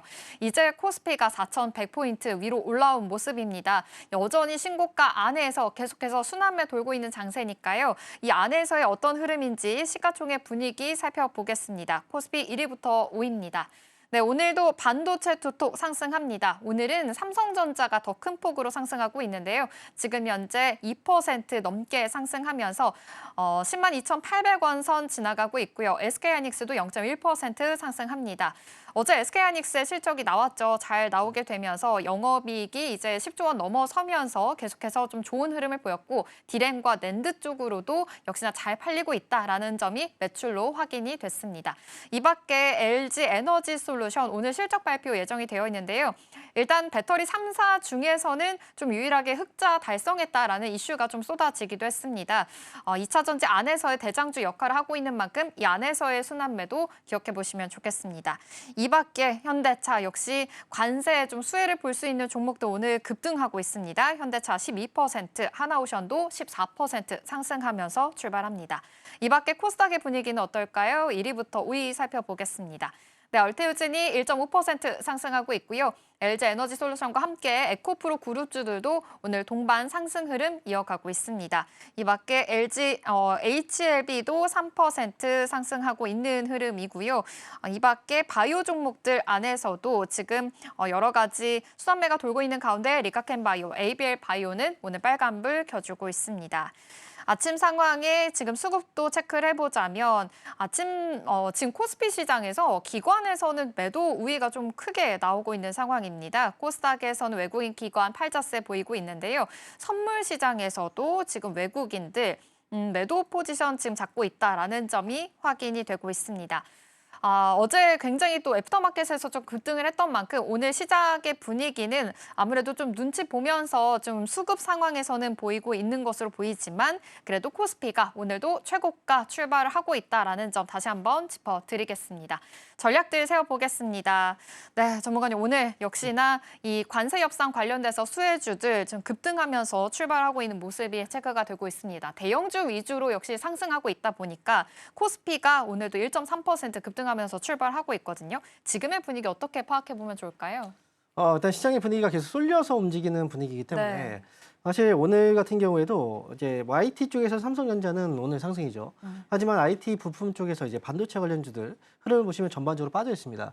그러니까 대형주 쪽은 올라가지만 중소형주 쪽은 좀 소외받는 네. 그런 흐름이고 그래서 코스피 시장은 현재 1.3%가 올라가지만 코스닥은 0.1%의 하락이 나오고 있는 온도차가 굉장히 극심하게 좀 갈리는 장입니다. 그리고 오늘 주가의 상승의 그 배경에는 이 자동차 섹터, 뭐 현대차라든지 기아, 이 시총상위 섹터 쪽에서의 그 상승과 이 조선업종의 상승, 이게 지금 현재 가격 상승을 또 이끌어가고 있는 그런 분위기거든요. 나머지 업종에서의 그 종목들의 분위기가 뭐 과연 좋은가라고 본다면 그렇게 이제 썩 좋은 분위기는 분명히 좀 아닙니다. 상승과 만약에 하락 종목 수의 비교를 한번 해본다면 코스피 지수는 지금 오늘 상승이 분명히 1% 이상이 넘게 나오고 있는데 상승 종목 수보다 하락 종목 수가 조금 더 많아요. 네. 현재 상승 종목 수는 400 종목이 잡혀 있는 반면에 300 종목대 그리고 하락 종목은 420 종목이 넘는 그런 분위기입니다. 그래서 올라가는 종목들도 사실 여기 상승 부분에 잡혀 있는 종목들이 0.1, 0.2% 정도도 다 상승에 잡혀 있기 때문에 크게 올라가는 종목들 제약은 대부분 다 뭐 거의 힘이 좀 없다. 이렇게 보시면 되고요. 결국은 관세 협상에 의해서 주가가 또 반등이 나오고 있는 그런 분위기 속에서 수급들이 뭔가 좀 계속 이동을 좀 해줘야 되는데 사실 지금 최근의 시장의 분위기를 보면 수급이 많이 부족한 그런 장입니다. 오늘 같은 경우에도 외국인들이 얼마나 매수를 해주느냐. 전체 시장에서 코스피 시장은 490억 정도를 매수를 해주고 있고 그 다음에 이 안에서 이 IT 업종에서 수급이 1,800억 정도가 들어와요. 그렇다면 490억 이상의 매수가 여기 들어간다는 거고 나머지 업종에서는 지금 팔고 있다는 거죠. 그래서 지금 수급 쏠림도 굉장히 심하고 그다음에 수급도 좀 많이 부족한 장. 그리고 지금 현재 시장의 분위기가 수급적으로 많이 부족하다라고 얘기를 했던 부분은 뭐냐면 최근의 시장과 그다음에 과거 2020년과 2021년도의 시장의 분위기를 비교해 본다면 2020년도, 2021년도의 거래와 그다음에 현재 최근의 거래가 같은 상승장을 맞이하고 있지만 거래의 규모가 굉장히 차이가 많이 납니다. 그래서 지금 뭐 올라가는 종목들도 갑자기 올라갈 때 이 거래가 많이 증가하지만 그전에는 거래가 상당히 적은 편이에요. 그래서 거래가 적으면 사실 우리가 매매하기 좀 어렵거든요. 그러다 보니까 놓치는 종목들도 많이 생기고 오늘은 코스피 지수가 벌써 4,100포인트를 넘어갔고요. 4,200포인트를 또 거의 고점에 두고 있는 상태이기 때문에 불안불안하게 계속 올라가고 있는 그런 모습이고 일종 특정 종목에만 쏠려 있는 자금이다 보니까 그 종목들이 만약에 빠지면 주가는 큰 조정이 나올 수 있습니다. 그래서 지금은 아무래도 시장이 언제 갑작스럽게 조정이 나올지도 모르는 상황이기 때문에 많이 올라간 종목들은 올라갈 때마다 저는 종목들을 좀 정리하는 게 좋다고 생각해요. 그리고 분명히 한 번의 기회가 또 올 거예요. 한 번의 기회라는 건 이제 조정 시에 한 번 큰 조정이 온다면 차라리 그때 뭐 올라갈 때 팔고 떨어질 때 다시 사는 그런 전략들이 충분히 저는 좋지 않을까 이렇게 말씀을 드리도록 하겠습니다. 네, 이 가운데 삼성전자 확정 실적 나왔습니다. 영업이익 역시나 12조 원 찍히고 있는 상황입니다. 그러다 보니 오늘 삼성전자 SK하이닉스보다 더 큰 폭으로 상승하고 있는 랠리 이어지고 있다라는 점 짚어드리겠고요. 지금 현재 2% 상승하면서 10만 2천 원 선 지나가고 있습니다.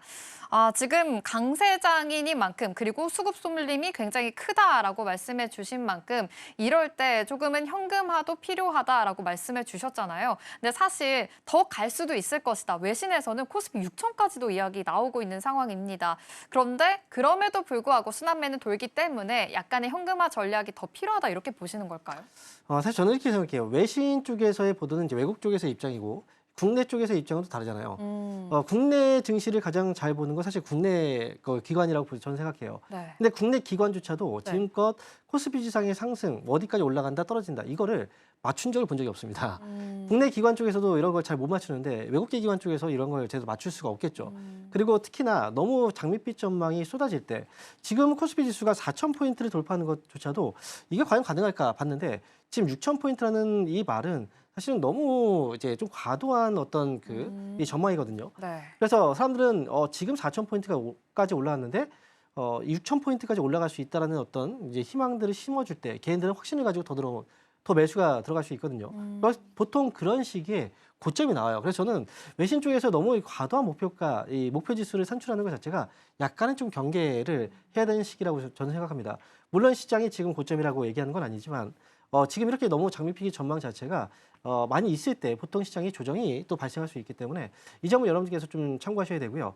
시장은 뭐 기관 쪽에서 예측하는 것과 항상 또 우리가 신뢰를 많이 해요. 기관 쪽에서는 기관은 잘 알겠지. 특히나 외국계 기관은 더 많이 알겠지라고 생각하는데 시장의 그동안의 정황들을 보시면 이 전망들하고 보통 반대로 가는 경우들이 훨씬 더 많았어요. 그래서 여러분들은 이 전망들을 무조건 믿고 맹신하고 따라가시기보다는 현실에 충실해야 됩니다. 올라갈 때 주식을 팔지 못하면 떨어질 때는 더 못 팔아요. 그렇기 때문에 계속 끌려다니지 마시고 올라갈 때는 과감하게 수익도 한번 실현하시고 그다음에 또 떨어졌을 때는 과감하게 또 한번 접근도 해보시고 이렇게 싸게 사고 비싸게 산다는 어떤 개념들을 이번 시장에서는 좀 잘 따라서 매매를 하시는 게 저는 필요하지 않을까 이렇게 말씀드리겠습니다. 아, 그렇군요. 그래도 역시나 수익 실현은 좋은 거니까요. 이 점 함께 참고해 보시면서 투자 포인트들 세워보셔야 될 것 같습니다.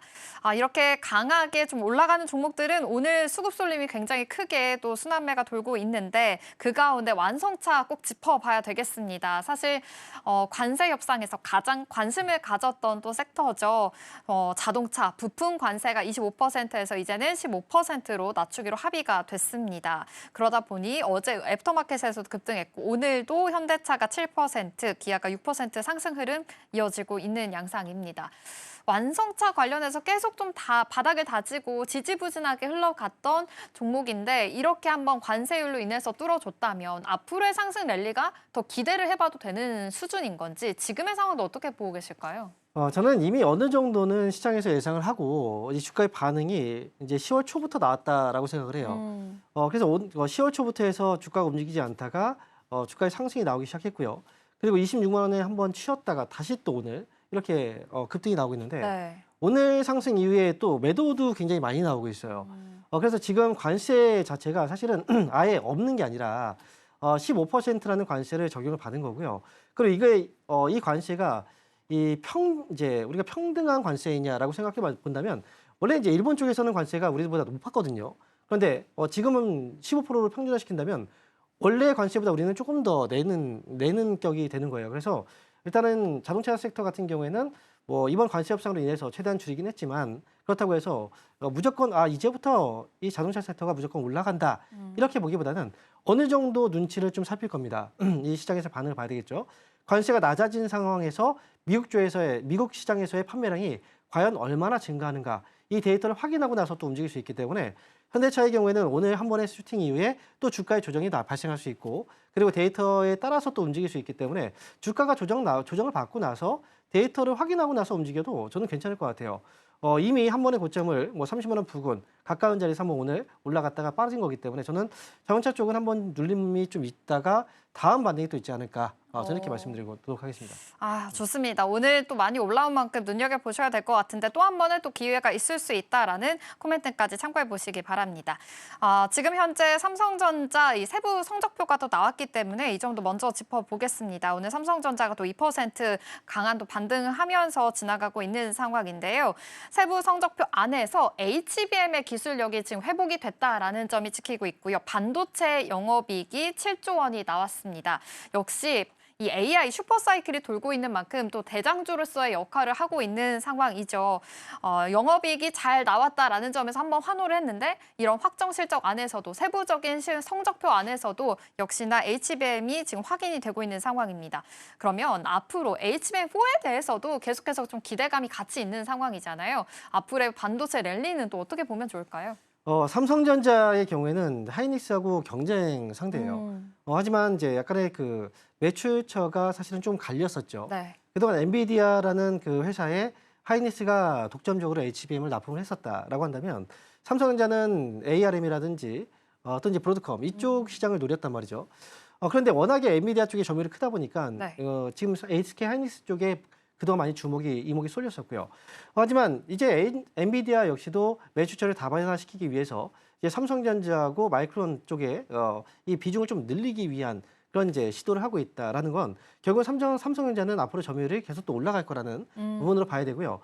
그리고 이제 4세대 쪽 이제 HBM4 같은 경우에도 결국 앞으로 루빈 칩이라는 이제 그 새로운 칩에 있어서는 삼성전자가 또 거기에 납품할 가능성도 또 있다라는 생각을 해본다면 삼성전자 쪽의 시세는 아직까지는 저는 조금 더 앞으로 탄력적인 움직임이 가능하지 않을까 이렇게 내다보고 있고요. 반면에 SK 하이닉스는 일단 거의 뭐 100% 가까운 점유율을 가지고 있다가 점유율을 지금 뺏길 수밖에 없는 상황이거든요. 다변화시켰을 때 삼성의 비율과 마이크론의 비율 이쪽이 만약에 점유율이 조금씩 올라간다면 하이닉스 같은 경우에는 아무래도 지금의 성장폭을 계속 유지하기는 좀 어려울 수 있습니다. 그래서 하이닉스의 경우에는 그동안의 폭발적인 성장이 왔지만 이 성장이 조금 이제 정체되는 구간으로 갈 수도 있다. 하지만 삼성전자는 그동안 좀 정체된 성장을 보였다면 이제 앞으로는 조금 더 그 성장폭이 좀 더 커질 수 있지 않을까.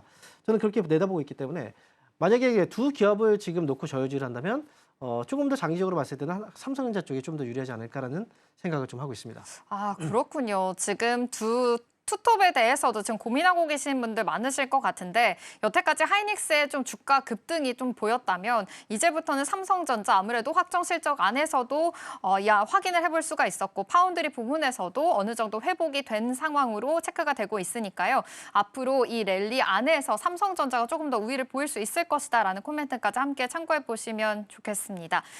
반도체 관세도 같이 나왔죠. 뭐 대만보다 불리하지 않은 수준이다라고 이제 한숨까지 돌린 상황인데요. 이 안에서의 랠리들 기억해 보시면 좋겠고 오늘 삼성전자가 SK 하이닉스보다 오늘 큰 탄력으로 상승 출발하고 있다라는 점까지 함께 짚어드리겠습니다.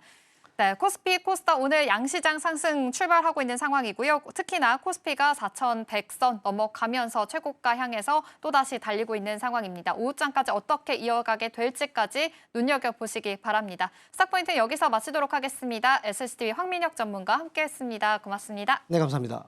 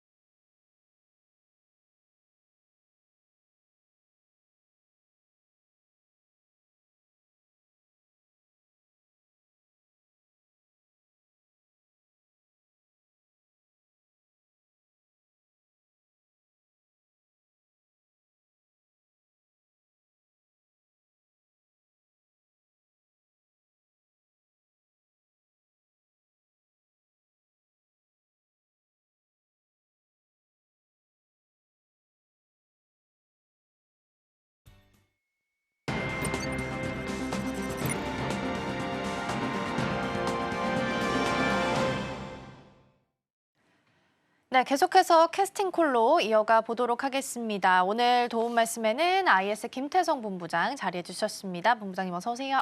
네, 안녕하세요. 네, 오늘 또 중요한 이벤트 보냈고 또 남아있는 이벤트도 있고 삼성전자 확정 실적까지 나왔습니다. 일단 보면 오늘 양시장은 강보합 정도 좀 지키고 있고요. 코스피가 4,116선 현재 지나갑니다. 외국인 투자자가 현물도 그리고 선물에서도 좀 빼고 있는 분위기가 나타나고 있긴 한데 전반적으로 개장 이런 분위기에 어떻게 좀 점수를 줄 수 있을까요? 한편으로는 계속해서 이제 걱정이 좀 있을 수밖에 없는 시장인 것 같긴 해요. 하지만 삼성전자를 비롯해서 굉장히 시가총액 대형 상위 종목군들에 대한 순환매가 빠른 시장이다 보니 이건 우리나라 시장만의 특징이 아니라 미증시의 특징이기도 합니다. 간밤에 지수가 굉장히 또 강보합권에서 잘 버텼던 것, 섹터별로 보면 빠진 섹터가 굉장히 많았었거든요. 하지만 또 엔비디아가 어느 정도 기준점을 잡아줬기 그렇죠. 때문에 그런 현상들이 나타났고 또 시간에서 굉장히 많은 기업들의 실적이 발표를 했죠.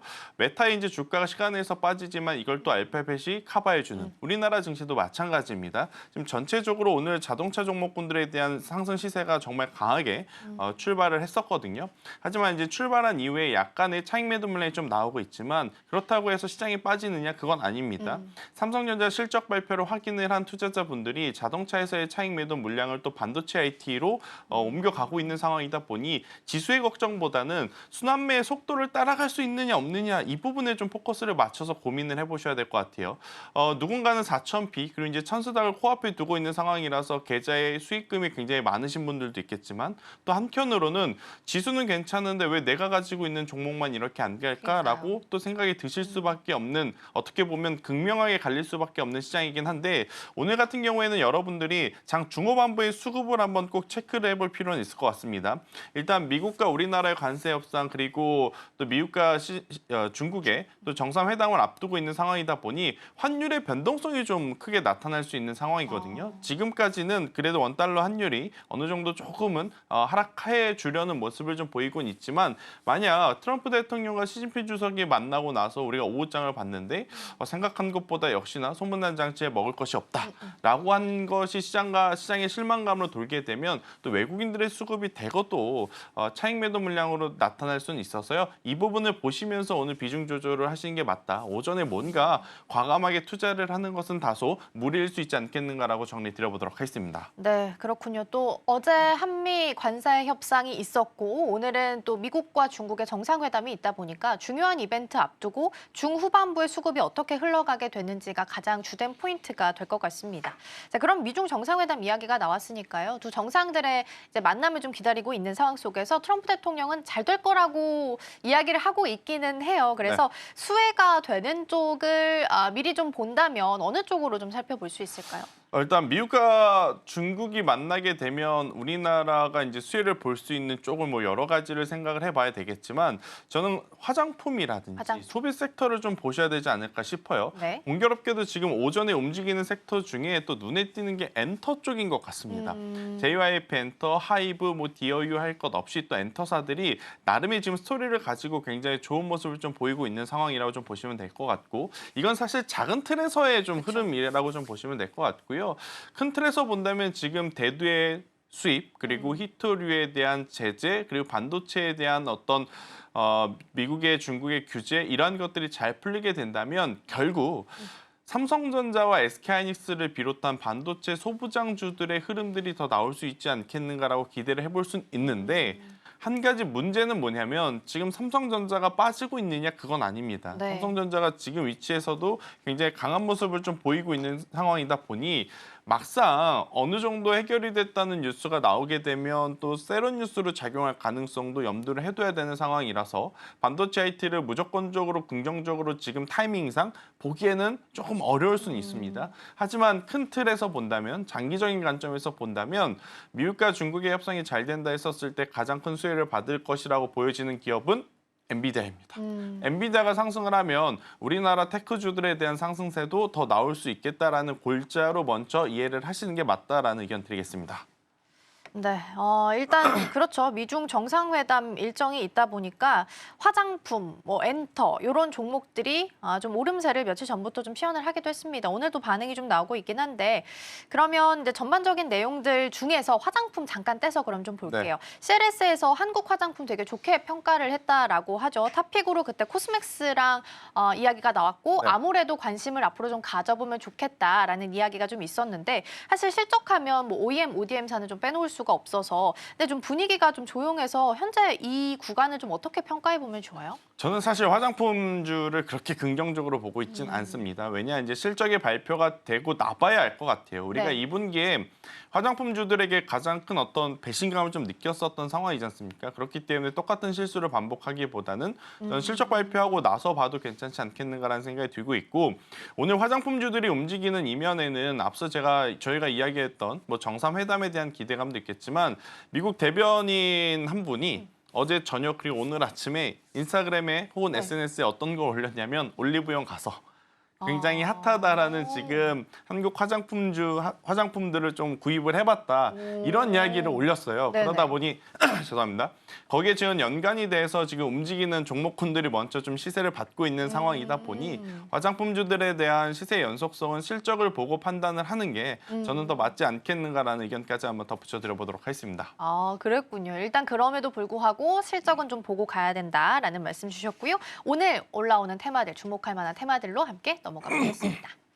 자, 세 가지 테마 준비되어 있고요. 첫 번째는 반도체 쪽 열어보겠습니다. 일단 뭐 반도체는 오늘 삼성전자 실적이 이제 나왔기 때문에 이런 내용들 중심으로 해서 전반적으로 포트폴리오 비중이나 어떤 전략 세우면 좋을지 함께 이야기 좀 나눠보도록 하겠습니다. 두 번째, 세 번째 같이 열어볼게요. 자, 조선이랑 자동차는 사실 큰 틀에서 보면 한미 관세 협상과 연관이 좀 되어 있죠. 조선업 협력에 대한 이야기가 뭐 여전히 나온 상황 속에서 다시 한번 확인을 좀 했고요. 핵 추진 잠수함과 관련된 내용 오늘 아침에 속보로 전해지기도 했습니다. 트럼프 대통령이 승인을 했다라는 내용이고요. 그리고 자동차 관세는 15%로 줄어들었다라는 부분이 가장 큰 포인트로 잡을 수 있겠습니다. 반도체부터 넘어가서 좀 보도록 하겠습니다. 일단 3분기 매출은 86조 원, 그리고 반도체 영업이익은 7조 원, 이렇게 내용이 좀 나온 것으로 보입니다. 이 가운데서 어떤 내용들을 좀 체크를 하면서 가봐야 될까요? 네, 일단 뭐 전체적으로 자동차부터 그럼 이야기를 한번 해볼까요? 반도체 먼저 하고 반도체부터 가볼까요? 해볼까요? 네. 그럼 반도체부터 좀 이야기를 드려보면 지금 삼성전자 실적을 통해서 우리가 가장 눈여겨봐야 됐던 부분은 뭐냐면 뭐 디램의 가격 올라가는 거 다 맞습니다. 근데 이제 우리가 삼성전자 사업부의 실적이 필요했던 건 뭐냐면 파운드리 사업부에서 얼마만큼의 수주 잔고를 쌓아놨느냐 요 포인트였거든요. 말뿐만 파운드리가 지금 개선이 되고 있다는 것인지 네. 아니면 진짜로 파운드리 쪽에서 우리가 눈여겨보는 성과들이 나올 만한 어떤 명분들이 지금 자리를 잡고 있는지 이것이 이제 가장 주요 포인트였는데 지금 분기 최대 수주 잔고를 또 기록했다라는 뉴스가 좀 나오고 있죠. 그러다 보니까 삼성전자의 힘이 가면 갈수록 지금 더 강해지고 있다고 좀 표현 드릴 수는 있을 것 같고 네. 근데 한 가지 여러분들이 이제 좀 체크를 해봐야 될 부분은 다수의 수주 잔고가 아마 애플이라든지 테슬라 쪽에서 받을 최근의 수주 잔고일 가능성이 높아요. 네. 근데 애플 쪽은 걱정하실 필요는 없을 것 같고요. 테슬라 쪽은 고민은 좀 해보실 필요는 있을 것 같습니다. 왜냐 테슬라가 처음부터 삼성전자 파운드리 사업부의 문을 두드렸던 것은 아니에요. 그쵸. 어딜 먼저 갔느냐? TSMC를 먼저 갔습니다. 근데 사업하는 입장에서 네. 만약 테슬라에서 이야기하는 그 칩에 대한 영업 마진율이 좋았다면 TSMC가 그걸 단박에 거절하지 않았을 가능성이 더 높다는 생각이 듭니다.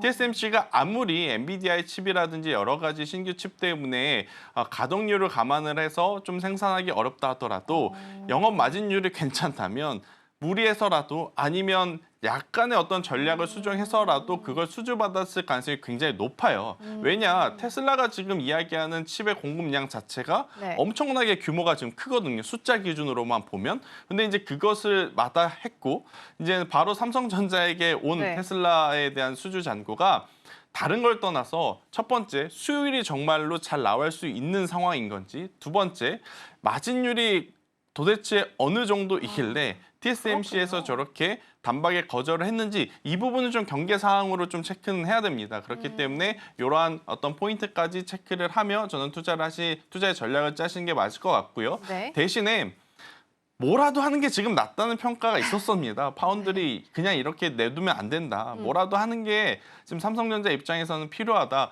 그거에는 지금 충족을 하는 거죠. 네. 그러한 상황이다 보니까 삼성전자의 추가적인 상승세는 더 나올 순 있지만 수율이라든지 마진율 관련 사항은 반드시 체크를 해야 될 것 같고 이게 만약 흔들리거나 네. 물음표가 생기거나 불확실성이 생긴다라고 하면 또 삼성전자에 잠시 기간 조정의 빌미가 될 수는 있겠다라는 의견 드려보도록 하겠습니다. 아, 그렇군요. 그러네요. 마진율 부분에서 생각을 못했네요. 그렇게 생각해 본다면 조금 더 테슬라 향에 대해서는 지켜볼 필요가 있겠다라는 말씀을 좀 주셨습니다. 지금 방금 속보 나온 거 보니까 HBM3 22단은 엔비디아 납품 공식화된 것으로 보이고요. 그리고 추가적으로 HBM4 샘플 전량 출하 완료됐다라는 부분도 추가적으로 좀 같이 나온 것으로 보입니다. 삼성전자 지금 막 4%에서 오르락내리락 좀 하고 있는데 HBM에 대한 우리가 기다렸던 내용이 어쨌든 공식적으로 좀 나온 거긴 한데 이 정도 한 4% 이미 이전 개장 때부터 분위기가 좀 있었으니까요. 네. 이 정도면 이미 HBM에 대한 기대감은 다 반영된 가격으로 봐야 돼요? 그렇게 봐야 될 것 같아요. 일단 돌고 돌아 결국엔 우리나라 맞는데. 증시는 삼성전자 네. 그리고 삼성전자 돌고 돌아 디램, 낸드 플래시, 파운드리 이야기 백날 해봐야 네. HBM이 안 된다면 굉장히 힘들다라는 평가를 받았는데 지금 그것들에 대한 모든 불확실성이 해소가 되는 뉴스가 좀 나왔기 때문에 시장에서는 더 강하게 환호를 좀 해주는 모습이라고 좀 보여지는데 네. 한 가지 이제 여러분들이 좀 한 번 더 체크를 해야 될 부분은 뭐냐면 제가 앞서서도 좀 이야기를 드렸지만 우리나라 전체적인 시장 수급에 대한 부분은 좀 고민해 볼 필요는 있겠다라는 생각이 듭니다. 지금 선물 증시가 1.5% 올라가고 있고 지금 삼성전자도 굉장히 강한 모습을 좀 보이고 있는데 네. 코스피 현물에서 외국인은 여전히 매도세입니다. 맞아요. 그리고 선물에서도 지금 총 누적으로 보면 지난 만기부터 네. 지금 외국인들은 가지고 있었던 매수 포지션을 계속 상환해 오고 있다는 것은 좀 고려해 볼 필요는 있을 것 같습니다.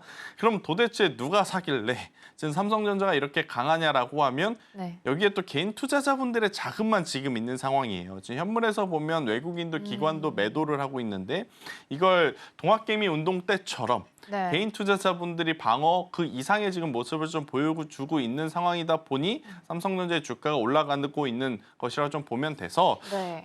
이렇게 집중된 힘이 계속 끝까지 간다면 괜찮지만 중간에 분산이 된다라고 하면 또 빠르게 식을 수는 있으니까 네. 이 부분은 좀 감안하셔야 된다. 제가 오늘 계속 좋은 이야기를 드리지만 결국엔 경계해야 되는 이야기를 드리는 이유는 뭐냐면 지금 현재 미국도 그래요. 엔비디아가 여전히 왕의 자리를 차지하고 테크주들에 대한 캐펙스 투자는 지속이 되고 있다라고는 하지만 캐펙스 투자라는 게 앞단에서 수익이 나오면서 수익이 난 만큼 투자를 하면 괜찮지만 수익보다 더 큰 투자를 한다 했었을 땐 사실 기업에게는 이게 기회일 수도 있겠지만 자칫 그 사업이 안 되었을 때는 위기일 가능성도 있거든요. 그러다 보니 지금 약간의 기간이라든지 가격 조정에 대한 부분들은 좀 나올 수 있다 보니 제가 계속 경계해야 되는 포인트들을 좀 잡아드려야 되는 게 맞을 것 같아서 이런 이야기를 드리는 거다라는 의견 드리겠습니다. 네, 일단 삼성전자 HBM 이야기가 나오고 한 4에서 5까지 숫자가 좀 올라오고 있긴 해요. 삼승폭 자체가. 그러나 뭐 HBM에 대한 어느 정도 기대감은 이미 이 주가 10만 원 라인대에는 반영이 좀 되어 있는 것으로 해석해 보시면 좋을 것 같고요. 4분기 영업이익을 지금 17조 원까지 보는 곳이 있더라고요. 근데 4분기가 보통 이제 비수기인데 역대 삼성전자 영업이익 단으로 봤을 때는 최고가 14조니까 그거보다 더 잘 나올 걸로 지금 예상을 하고 있는 거거든요. 그러면 사실 지금 10만 5,600원 지나가는데 이 정도 가격으로 만족할 수 없긴 하죠. 그러면 지금부터는 끌고 가는 게 개인 투자자 중심이긴 해서 좀 걱정은 됐지만 장기적으로 본다면 그래도 지금부터 모아가는 건 괜찮아요? 그렇죠. 네, 장기적으로 보면? 없으신 분들은 그런데 이런 생각도 좀 있어요. 좀 뒤돌아볼 필요는 있다. 지금도 만약 삼성전자가 없다, SK하이닉스가 없다, 혹은 전력기기 전선주들이 없다. 그러면 사실 포트폴리오를 잘못 그린 거거든요. 그래서 이런 거에 대한 반성은 좀 필요한 것 같고 일단 뭐 지나간 것은 지나간 거고 이제 그렇다면 신규 매수의 관점으로 어떠냐라고 하면 저는 신규 매수도 가능하다고 봅니다. 하지만 타이밍으로 좀 말씀을 드리면 네. 오늘처럼 이렇게 양봉 나올 때 삼성전자 매수를 하면 수익을 볼 수 있는 폭 자체가 저는 좀 줄어든다는 생각이 들어요. 그러면 어떻게 사는 게 맞느냐? 종가 기준으로 음봉 캔들이 발생을 한 날 저는 그때 천천히 좀 모아가시는 게 맞다. 그러니까 중소형주 같은 경우에는 반대로 달리는 말에 올라타야 되는 게 지금은 맞는데 삼성전자를 비롯해서 SK하이닉스 아무래도 이제 선반영이라고 하는 단어를 좀 지우기에는 너무 가파르게 올라온 상황이잖아요. 그래서 신규 매수하고자 하시는 분들은 적어도 음봉 캔들의 조정이 좀 불편하시더라도 그때 담아내는 게 맞을 것 같고 아니면 기술적으로 21선 이평선이랑 캔들이 닿을 때까지 네. 저는 기다렸다가 이제 매수의 타이밍을 좀 잡아가시는 게 더 나은 선택지가 아니겠는가라는 의견을 드려보도록 하겠습니다. 네, 신규 매수 그렇죠. 이제 기간이 중요하긴 하지만 일단 장기적으로 봤을 때는 괜찮다. 그렇죠. 다만 이제 종가상 음봉 캔들이 그려졌을 때 노려보시는 게 좋을 것 같고요. 그럼 하이닉스도 잠깐 볼게요. 예상치를 부합한 실적을 내놨지만 뭐 일각에서는 2% 정도 미만 났다라는 이야기도 있긴 합니다. 근데 뭐 드라마틱하게 사실 실적이 나온 건 아니긴 한데 10월에 수급을 보면 한 3거래일 제외하고는 지금 외국인 투자자가 전부 다 매도 포지션이거든요. 그래서 이 부분은 그러면은 어떻게 해석을 좀 붙여봐야 돼요? 네, 이게 조금은 당연스러운 현상일 수는 있을 것 같습니다. 왕의 자리를 차지했던 SK하이닉스가 가지고 있었던 절대적인 점유율 이게 이제 일정 부분 삼성전자 쪽으로도 넘어가는 것을 좀 확인을 하는 오늘의 뉴스였기 때문에 네. 그러면 SK하이닉스의 실적이 잘 나온다는 것에 투자를 하시는 분들보다 삼성전자의 실적이 더 좋아지겠네라고 생각하시는 분들이 지금 많을 수밖에 없어서 네네. 일정 부분의 SK하이닉스의 차익 매도 물량이 나오고 이게 반대급부로 삼성전자로 지금 쏟아지고 있다 이렇게 좀 해석을 하시면 될 것 같은데 삼성전자가 뭐 시장에 참여하는 거 삼성전자 주주들에게는 굉장히 좀 기쁜 일이지만 네. SK하이닉스 입장에서는 다소 좀 불편할 수는 있는데 피할 수는 없습니다. 이런 일들은 앞으로 이제 계속 이어질 가능성이 높은 상황. 하지만 한 가지 변하지 않는 것은 여전히 1등은 엔비디아이고 거기에 HBM을 납품하는 1등은 SK하이닉스이기 때문에 네. 저는 크게 걱정하실 필요는 없다. 오히려 제가 앞서서 말씀드렸다시피 조정 캔들일 때 매수를 해야 된다라는 이야기를 했잖아요. SK하이닉스가 장 중후반부까지도 음봉 캔들을 그려낸다면 없으셨던 분들, 그러니까 네. 신규 매수하고자 하셨던 분들에게는 저는 또 기회가 될 수 있는 상황. 하지만 중소형주 지금 트레이딩하는 전략 아닙니다. 대형주입니다. 그렇다는 것은 한 번에 다 사는 것이 아니라 오늘 조금, 다음에 조금, 다다음에 조금 이렇게 분할 매수의 관점으로 매매 전략을 생각하셔야 된다는 것까지 말씀드리도록 하겠습니다. 네, 반도체 쪽에서의 전략 먼저 좀 챙겨봤고요. 다음 조선으로 좀 넘어가 볼 텐데 시간이 충분하진 않은 것 같아서 일단은 조선 안에서는 가장 중요한 이슈 하나만 보고 자동차로 가볼게요. 일단 오늘 아침에 한국 핵 추진 잠수함 승인 관련된 이야기가 속보로 좀 전달이 됐습니다. 일단은 소형 원자로 기술도 필요하고요. 우라늄 연료 확보가 필수인 상황 속에서 트럼프 대통령이 우라늄 연료 관련된 부분에 승인을 좀 해준 것으로 보입니다. 이렇게 되면 조선, 원전, 방산 다 같이 콜라보레이션을 할 수 있는 뉴스로 좀 판단을 할 수 있을 것 같거든요. 이번 뉴스가 나왔는데 무게감을 어느 정도로 지금 해석을 하고 계세요? 네, 하나오션이 실제 수혜이고요. 다른 쪽은 실제 수혜라고 보기는 다소 어렵습니다. 아, 그래요? 그리고 이제 기존의 디젤이라든지 AIP 형식의 밸류체인의 종목군들과 지금 핵잠수함의 밸류체인이 굉장히 또 다르게 움직일 가능성이 높아요. 그런데 변하지 않는 포인트 하나는 뭐냐면 어디서 어떤 부품을 당겨오는 거에 대한 이야기는 없었지만 건조는 어디서 해라? 미국의 미국. 필리조선소에서 해라. 였기 때문에 그걸 가지고 있는 하나오션이 가장 이제 수혜를 본다 이렇게 좀 보시면 될 것 같아요. 그래서 오늘 다른 조선사들 같은 경우에는 좀 윗꼬리가 달리거나 일정 좀 차익 물량이 나오지만 하나오션이 지금 계속 버티고 있는 이유도 거기서 좀 찾아볼 수는 있을 것 같고요. 네. 아마 새벽에 그 뉴스가 나오고 나서 많은 투자자분들이 밸류체인의 부품사들 기자재들 그러니까요. 찾아보셨을 텐데 그건 너무 확대 해석을 했다. 그래서 지금 당장 우리가 바로 체크할 수 있는 것 중에 변하지 않는 건 필리조선소에서 하락을 했기 때문에 역시나 실제 수혜는 하나오션이 가장 크게 받아볼 수 있겠다라고 정리드리겠습니다. 아, 그렇군요. 그러니까 관련주들 저도 아침에 막 찾아봤었거든요. 근데 사실상 한화오션이 가장 핵심적인 수혜가 될 수 있겠다. 그러네요. 지금 한 11%로 유일하게 두 자릿수로 좀 버티고 있는 부분까지 챙겨보겠습니다. 자동차 넘어가 봐야겠습니다. 관세 타결로 이제 25%에서 15%로 이제 조정이 좀 됐습니다. 관세 부담이 연간으로 봤을 때는 3조 원 정도 줄어들 거다라는 예상이 좀 나오고 있는데 이번 조치가 실적 개선이나 주가 재평가 부분에서는 긍정적으로 좀 바라볼 수 있을까요? 충분히 그럴 수는 있다 생각이 들고 있고 가장 어떻게 보면 고민은 경쟁사 일본, 도요타, 혼다보다 우리가 관세를 더 부과받게 되면 네. 가격적인 메리트에서 그렇죠. 이제 단점이 부각이 되면서 판매량이 줄어들 것이다. 이게 가장 큰 걱정이었지 않습니까? 일단 그 큰 걱정을 좀 덜어냈다라는 것에는 당연 호재성 뉴스로 작용이 된다라고 좀 보시면 될 것 같습니다. 근데 이제 한 가지 아쉬운 부분이라고 하면 분기 실적에 대한 부담감이 좀 있을 수밖에 없어요. 왜? 관세가 맞기 그렇죠. 전에 소비자 입장에서는 빨리 사야겠다라 그래서 지난 1분기, 2분기는 실적이 생각보다 좋았는데 3분기, 4분기에는 지금 반도체주들이 혹은 조선주들이 보여주는 어떤 어닝 서프라이즈하고는 거리가 조금 멀 수밖에 없는 상황이다 보니까 아니 좋은 뉴스 나왔는데 왜 이렇게 빠르게 식어? 라고 생각을 하실 수는 있을 것 같아요. 네. 그런데 반대로 생각을 해보면 이 또한 일시적인 현상일 가능성이 높아서 자동차주들을 생각하셨던 분들은 저는 지금의 위치도 괜찮다라는 의견 드려보도록 하겠습니다. 네, 자동차에 있어서는 지금의 위치도 괜찮다라는 말씀 주셨습니다. 현대차가 갭 띄우면서 출발은 했는데 말씀 주신 것처럼 현재는 좀 음봉 캔들로 그림이 좀 그려져 있는 것 같고요. 기아도 마찬가지로 갭을 띄우면서 출발을 했지만 음봉으로 현재 나타납니다.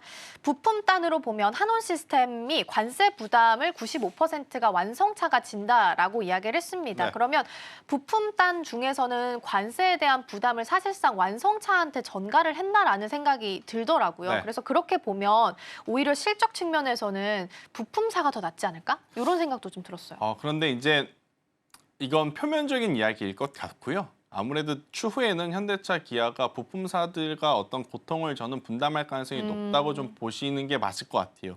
그러다 보니까 지금 부품사들이 좀 빠르게 식는 이유이기도 해서 네네. 저는 부품사를 보실 때 보시더라도 저는 그래도 제 최애 픽으로는 네. 타이어 종목군들을 좀 보셨으면 좋겠다는 생각을 합니다. 음. 왜냐? 잘 생각을 해보세요. 지금 현대차, 기아 같은 경우에는 분기 실적에 대한 부담감이 관세 전에 사람들이 많이 사갔기 때문에 네. 그런데 타이어 같은 경우에는 그럴 걱정을 할 필요는 없습니다. 그냥 소모품이기 때문에 기존에 많이 팔렸던 전기차가 지금 벌써 4년, 5년 넘었기에 네. 이것도 교체 수요가 지금 다 다다랐다고 합니다.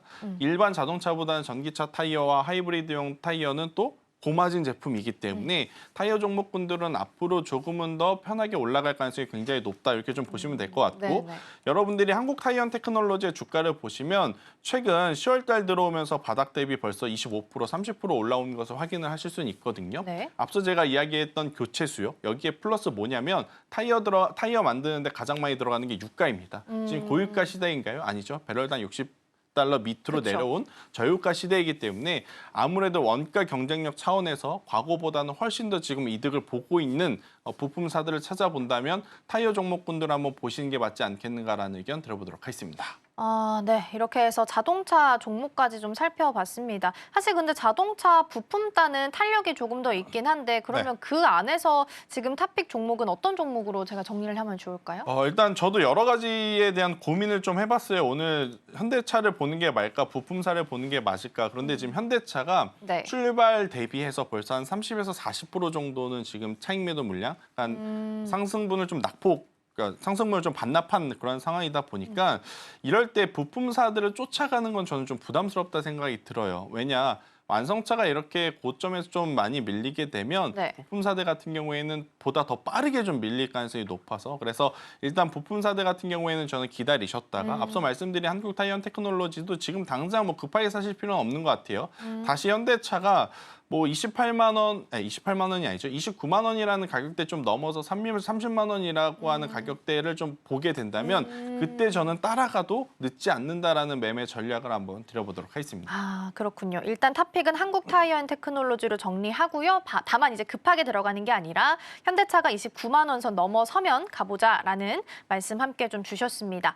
짧게 AS 시간도 좀 될 것 같아요. 지금 보니까 지난주 엔캠, 포스코 퓨처 MX 2차 전지 단을 좀 주셨었는데 이제 코스피가 4,000피를 넘어섰으니까 코스닥도 잘 갈 거라고 이제 기대를 하고 있고 사실상 그 안에서 2차 전지가 먼저 반응이 나왔는데 오늘 또 코스닥은 하락으로 전환을 했거든요. 2차 전지 분위기를 봤을 때는 추가적인 상승도 가능할지 살짝 좀 의문이긴 해요. 저는 며칠 기다리면 다시 움직일 것이다라고 보여집니다. 왜냐하면 2차 전지가 움직였던 요소는 ESS 에너지도 있지만 미국과 중국이 서로 싸우면서 시작을 하는 그쵸, 거잖아요. 갈등이 그런데 지금 미국과 중국이 만남을 지금 앞두고 있고 어느 정도 긍정적인 시그널이 나오니까 반대급부로 당연히 좀 차익 물량이 나올 수밖에 없음은 인지하셔야 될 것 같고요. 네네. 오늘 만나고 끝나고 나서 또 각자 가면 또 각자의 이야기를 할 가능성이 높기 때문에 그렇게 되면 저는 다시 2차 전지가 반응을 해줄 수 있으니 며칠 좀 더 한번 참아보자. 충분히 움직일 수 있다. 그리고 실적은 정말로 개선이 되고 있다. 이렇게 좀 설명드려보도록 하겠습니다. 일단 그러면은 소재가 조금 더 낫다라고 보시는 거예요? 지금은 셀사보다. 탄산 리튬 가격이 여전히 상승을 하고 있어서요. 네. 소재 쪽이 더 유리하다라고 좀 볼 수는 있는데 만약에 에너지 저장 장치에 집중한다면 삼성 SDI와 LG 에너지 솔루션 나는 그쪽 배터리 셀보다는 소재 네. 쪽을 보고 싶어요. 오히려? 그러면 포스코 퓨처에 요거 하나만 보시는 게 맞겠다라는 의견 드리겠습니다. 네, 포스코 퓨처엠까지 말씀을 좀 주셨습니다. 자, 이렇게 해서 2차 전지까지 AS 잘 받아봤고요. 본부장님과는 여기서 인사 나누도록 하겠습니다. 오늘 말씀 고맙습니다.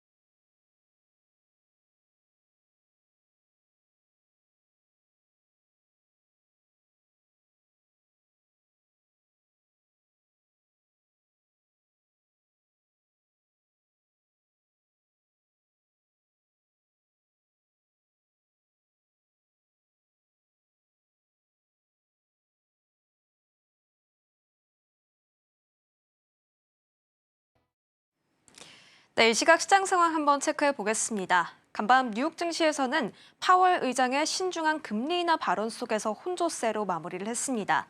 하지만 우리 시장은 한미 정상회담을 통해서 관세가 타결됨에 따라 오늘 긍정적인 흐름들을 이어갈 것으로 예상이 되는데요. 특히 이 안에서 자동차 관세가 15%로 협정이 마무리가 됐습니다. 이에 따라 오늘 자동차주와 더불어서 조선주까지 프리마켓에서 움직임을 보이고 있는 모습들이 확인이 되고 있습니다. 자, 결국 오늘 수급들이 한미 정상회담 결과에 따라 움직이는 모습들 확인해 볼 수가 있는데요. 자세한 현재 지수 상황부터 체크해 보도록 하겠습니다. 네, 오늘 일단은 우리 양시장 엇갈린 모습들 현재까지 보여주고 있습니다. 코스피가 오늘 장 시작과 함께 정말 강한 상승 탄력 예상대로 보여주면서 4,100선까지도 돌파하는 모습들이 확인이 됐습니다. 현재 1.19% 상승하고 있는 모습들 확인할 수 있는데요. 반면에 코스닥은 살짝 다른 분위기가 나오고 있습니다. 등락을 좀 거듭하고 있는데 일단은 현재 하락세 유지하고 있다는 점들이 확인이 되고요. 900선을 이탈하는 모습들이 포착이 됩니다. 0.38% 내리고 있습니다. 자, 그렇다면 오늘 수급 상황은 어떨까요? 먼저 코스피부터 살펴보겠습니다. 네, 일단 오늘 코스피에서는 개인과 외국인이 사자세를 보여주고 있습니다. 개인의 수급 물량을 담아가는 게 좀 더 큰 것이 확인이 되고요. 기관이 오늘 좀 매도 물량을 많이 출회하고 있는 모습들이 포착이 됩니다. 2천억 원 넘게 물량 털어내고 있습니다. 자, 이어서 코스닥 수급 상황도 한번 체크해 보겠습니다. 네, 코스닥에서는 일단 개인과 기관이 함께 담아주고 있는 모습들이 연출이 됩니다. 사실 코스닥 수급 오늘 좀 살펴봤을 때는 개인, 외국인, 기관 모두 계속해서 물량을 덜어냈다 담아냈다 이렇게 반복하는 모습들이 나오고 있는데요. 일단 현재까지는 개인과 기관이 담아주고 있는 모습들이 좀 포착이 되고 있습니다.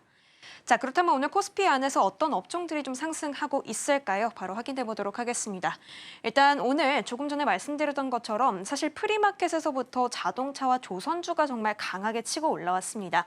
이에 따라서 오늘 운수장비 섹터가 3.82% 강하게 급등하고 있는 것으로 보이고요. 증권주 또한 3% 상승하고 있습니다. 아무래도 지금 코스피가 화랑을 이어가고 있죠. 증시 화랑이 이어지면서 거래 대금이 많이 지금 유입이 되고 있습니다. 이에 따라서 증권주들이 수익성이 극대화될 것이다라는 분석들이 이어지고 있고요. 오늘 코스피와 함께 동반 강세 보이고 있고 이 안에서 기업들이 대부분 오름세를 보이고 있다는 점까지 포착이 되고 있습니다. 전기전자 섹터도 오늘 좋습니다. 2%대의 급등세 보여주고 있고요. 이어서 제조업과 운수창고까지도 1%대의 상승률 시현해주고 있습니다. 자, 그렇다면 코스피 내에서 어떤 업종들이 하락하고 있는지 이어서 살펴보도록 하겠습니다. 네, 일단은 오늘 코스피에서는 전기가스업과 기계는 2%대 내리고 있습니다. 그리고 한동안 조금 현대건설을 중심으로 좋은 모습을 보여줬던 건설업은 오늘 조금 쉬어가는 모습이고요. 비금속 광물과 의료, 정밀, 종이, 목재까지 현재 내림세 나타내주고 있습니다. 자, 그렇다면 코스닥으로 넘어가 보도록 하겠습니다. 코스닥 상승 업종입니다. 비슷한 양상을 오늘 보여주고 있습니다. 일단은 오락 문화가 첫 번째로 자리를 하고 있는데요. 1.5% 넘는 상승세 보여주고 있고 마찬가지로 운송 장비와 부품 쪽이 오늘 좋습니다. 그리고 코스닥 내에서는 제약까지도 빨간불 켜주고 있는 모습들이 확인이 됩니다. 자, 그렇다면 이어서 코스닥 하락 업종으로 넘어가 보도록 하겠습니다. 네, 코스닥에서는 일단 섬유, 의료와 화학, 그리고 기계 장비와 비금속, 종이 목재, 건설 모두 지금 현재 1%대 내림세 보여주고 있는 모습 확인이 되고 있습니다. 코스닥에서는 지금 금융이 그래도 하락하고 있다는 점까지 확인이 되고 있습니다. 자, 그렇다면 오늘 코스피 거래대금 상위 업종은 어떤 것들이 있는지 종목들을 한번 좀 살펴보도록 하겠습니다. 일단은 반도체 투톱을 먼저 좀 살펴보겠습니다. 삼성전자는 빨간불 켜주고 있는데요. 확정 실적이 발표가 됐습니다. 잠정 실적에서 보여줬던 영업이익 12조 원대를 계속해서 못 박아주는 모습들이 확인이 됐는데요. 여기에 대해서 여러 가지 호재들이 삼성전자 안에서는 계속 나오고 있습니다. 젠슨왕 CEO가 이제 방한을 하게 될 텐데요. 엔비디아와의 협력 기대감 계속해서 작용하고 있고요. 여기에 대해서 HBM4에 대한 샘플 전량 출하 완료했다라는 소식까지 조금 전에 확인해 볼 수가 있었습니다. 삼성전자 10만 4,500원 선 현재 지나가고 있고요. 5%대 상승률을 보여주기도 했었는데 그보다는 지금 상승폭을 반납하고 있는 모습들이 확인이 됩니다. 반면에 오늘 SK하이닉스는 등락을 좀 거듭하고 있습니다. 하락세였다가 지금 상승세 전환해준 모습들이 확인이 되는데요. 삼성전자보다는 상승폭이 좀 적습니다. 일단 어제 호실적 발표와 함께 7%대 급등세를 보여주기도 했었죠. 그래도 오늘은 어제보다는 사실 상승폭이 크지는 않지만 일단은 증권가들이 SK하이닉스의 목표 주가를 70만 원 선까지 상향 조정하는 긍정적인 전망들 확인해 볼 수가 있습니다. 자, 그리고 오늘 시장의 지금까지의 주인공입니다. 조선주와 오늘 자동차 쪽들이 분위기가 좋은데요. 일단은 하나오션이 11%대의 상승세 보여주고 있습니다. 트럼프 대통령이 오늘 또 이렇게 자신의 SNS에 올리게 됐습니다. 한국의 핵 추진 잠수함 건조를 승인하겠다라는 이야기를 언급하게 됐죠. 이 부분은 미국 필라델피아 조선소에서 건조할 예정이라고 합니다. 사실 하나오션은 자회사를 지금 필라델피아 조선소에 가지고 있기 때문에 직접적인 수혜를 얻을 것으로 예상이 되면서 오늘 급등세 보여주고 있습니다. 자, 이어서 현대차입니다. 현대차 같은 경우에는 관세가 15%로 타결이 완료가 됐죠. 오늘 완성차 쪽 기아와 함께 프리마켓에서부터 10% 넘는 급등세 시연해주는 것들이 확인이 됐습니다. 현대차 6%대의 상승세 보여주고 있고요. 두산 에너빌리티 어제 원전주 강했는데요. 오늘은 좀 쉬어가면서 5% 좀 크게 빠지는 모습들이 확인이 되고 있습니다. 자, 코스닥도 넘어가서 간단하게 살펴보도록 하겠습니다. 오늘 코스닥에서는 완성차가 좋기 때문에 수소차 관련 테마들이 좋은 모습들도 확인이 되고요. 우리기술이나 ICTK 같은 기업들도 상승 흐름 보여주고 있다는 점들이 확인이 됩니다. 지금까지 시황센터였습니다. 네, 삼성전자 확정 실적 나오고 나서 약간의 좀 수급성 변화가 포착이 됩니다. 코스피에서는 외국인 투자자가 매수로 돌아섰고요. 코스닥에서는 외국인과 기관까지 같이 매도해서 매수로 전환한 부분 확인됩니다. 선물에서도 이 매도 규모를 계속해서 줄여가고 있으니까 함께 살펴보시면 좋겠고요. 한 1시간 정도 남았습니다. 오전 11시에 미중 정상회담 예정되어 있으니까 나오는 뉴스들 함께 체크하면서 오후장 흐름 함께 보시면 좋겠습니다. 저희가 방송 중에 제공해드린 정보는 투자 판단을 위한 조언일 뿐 해당 종목의 가치와 수익률은 보장하지 않습니다. 저희는 내일 다시 돌아오겠습니다. 시청해주신 여러분 고맙습니다.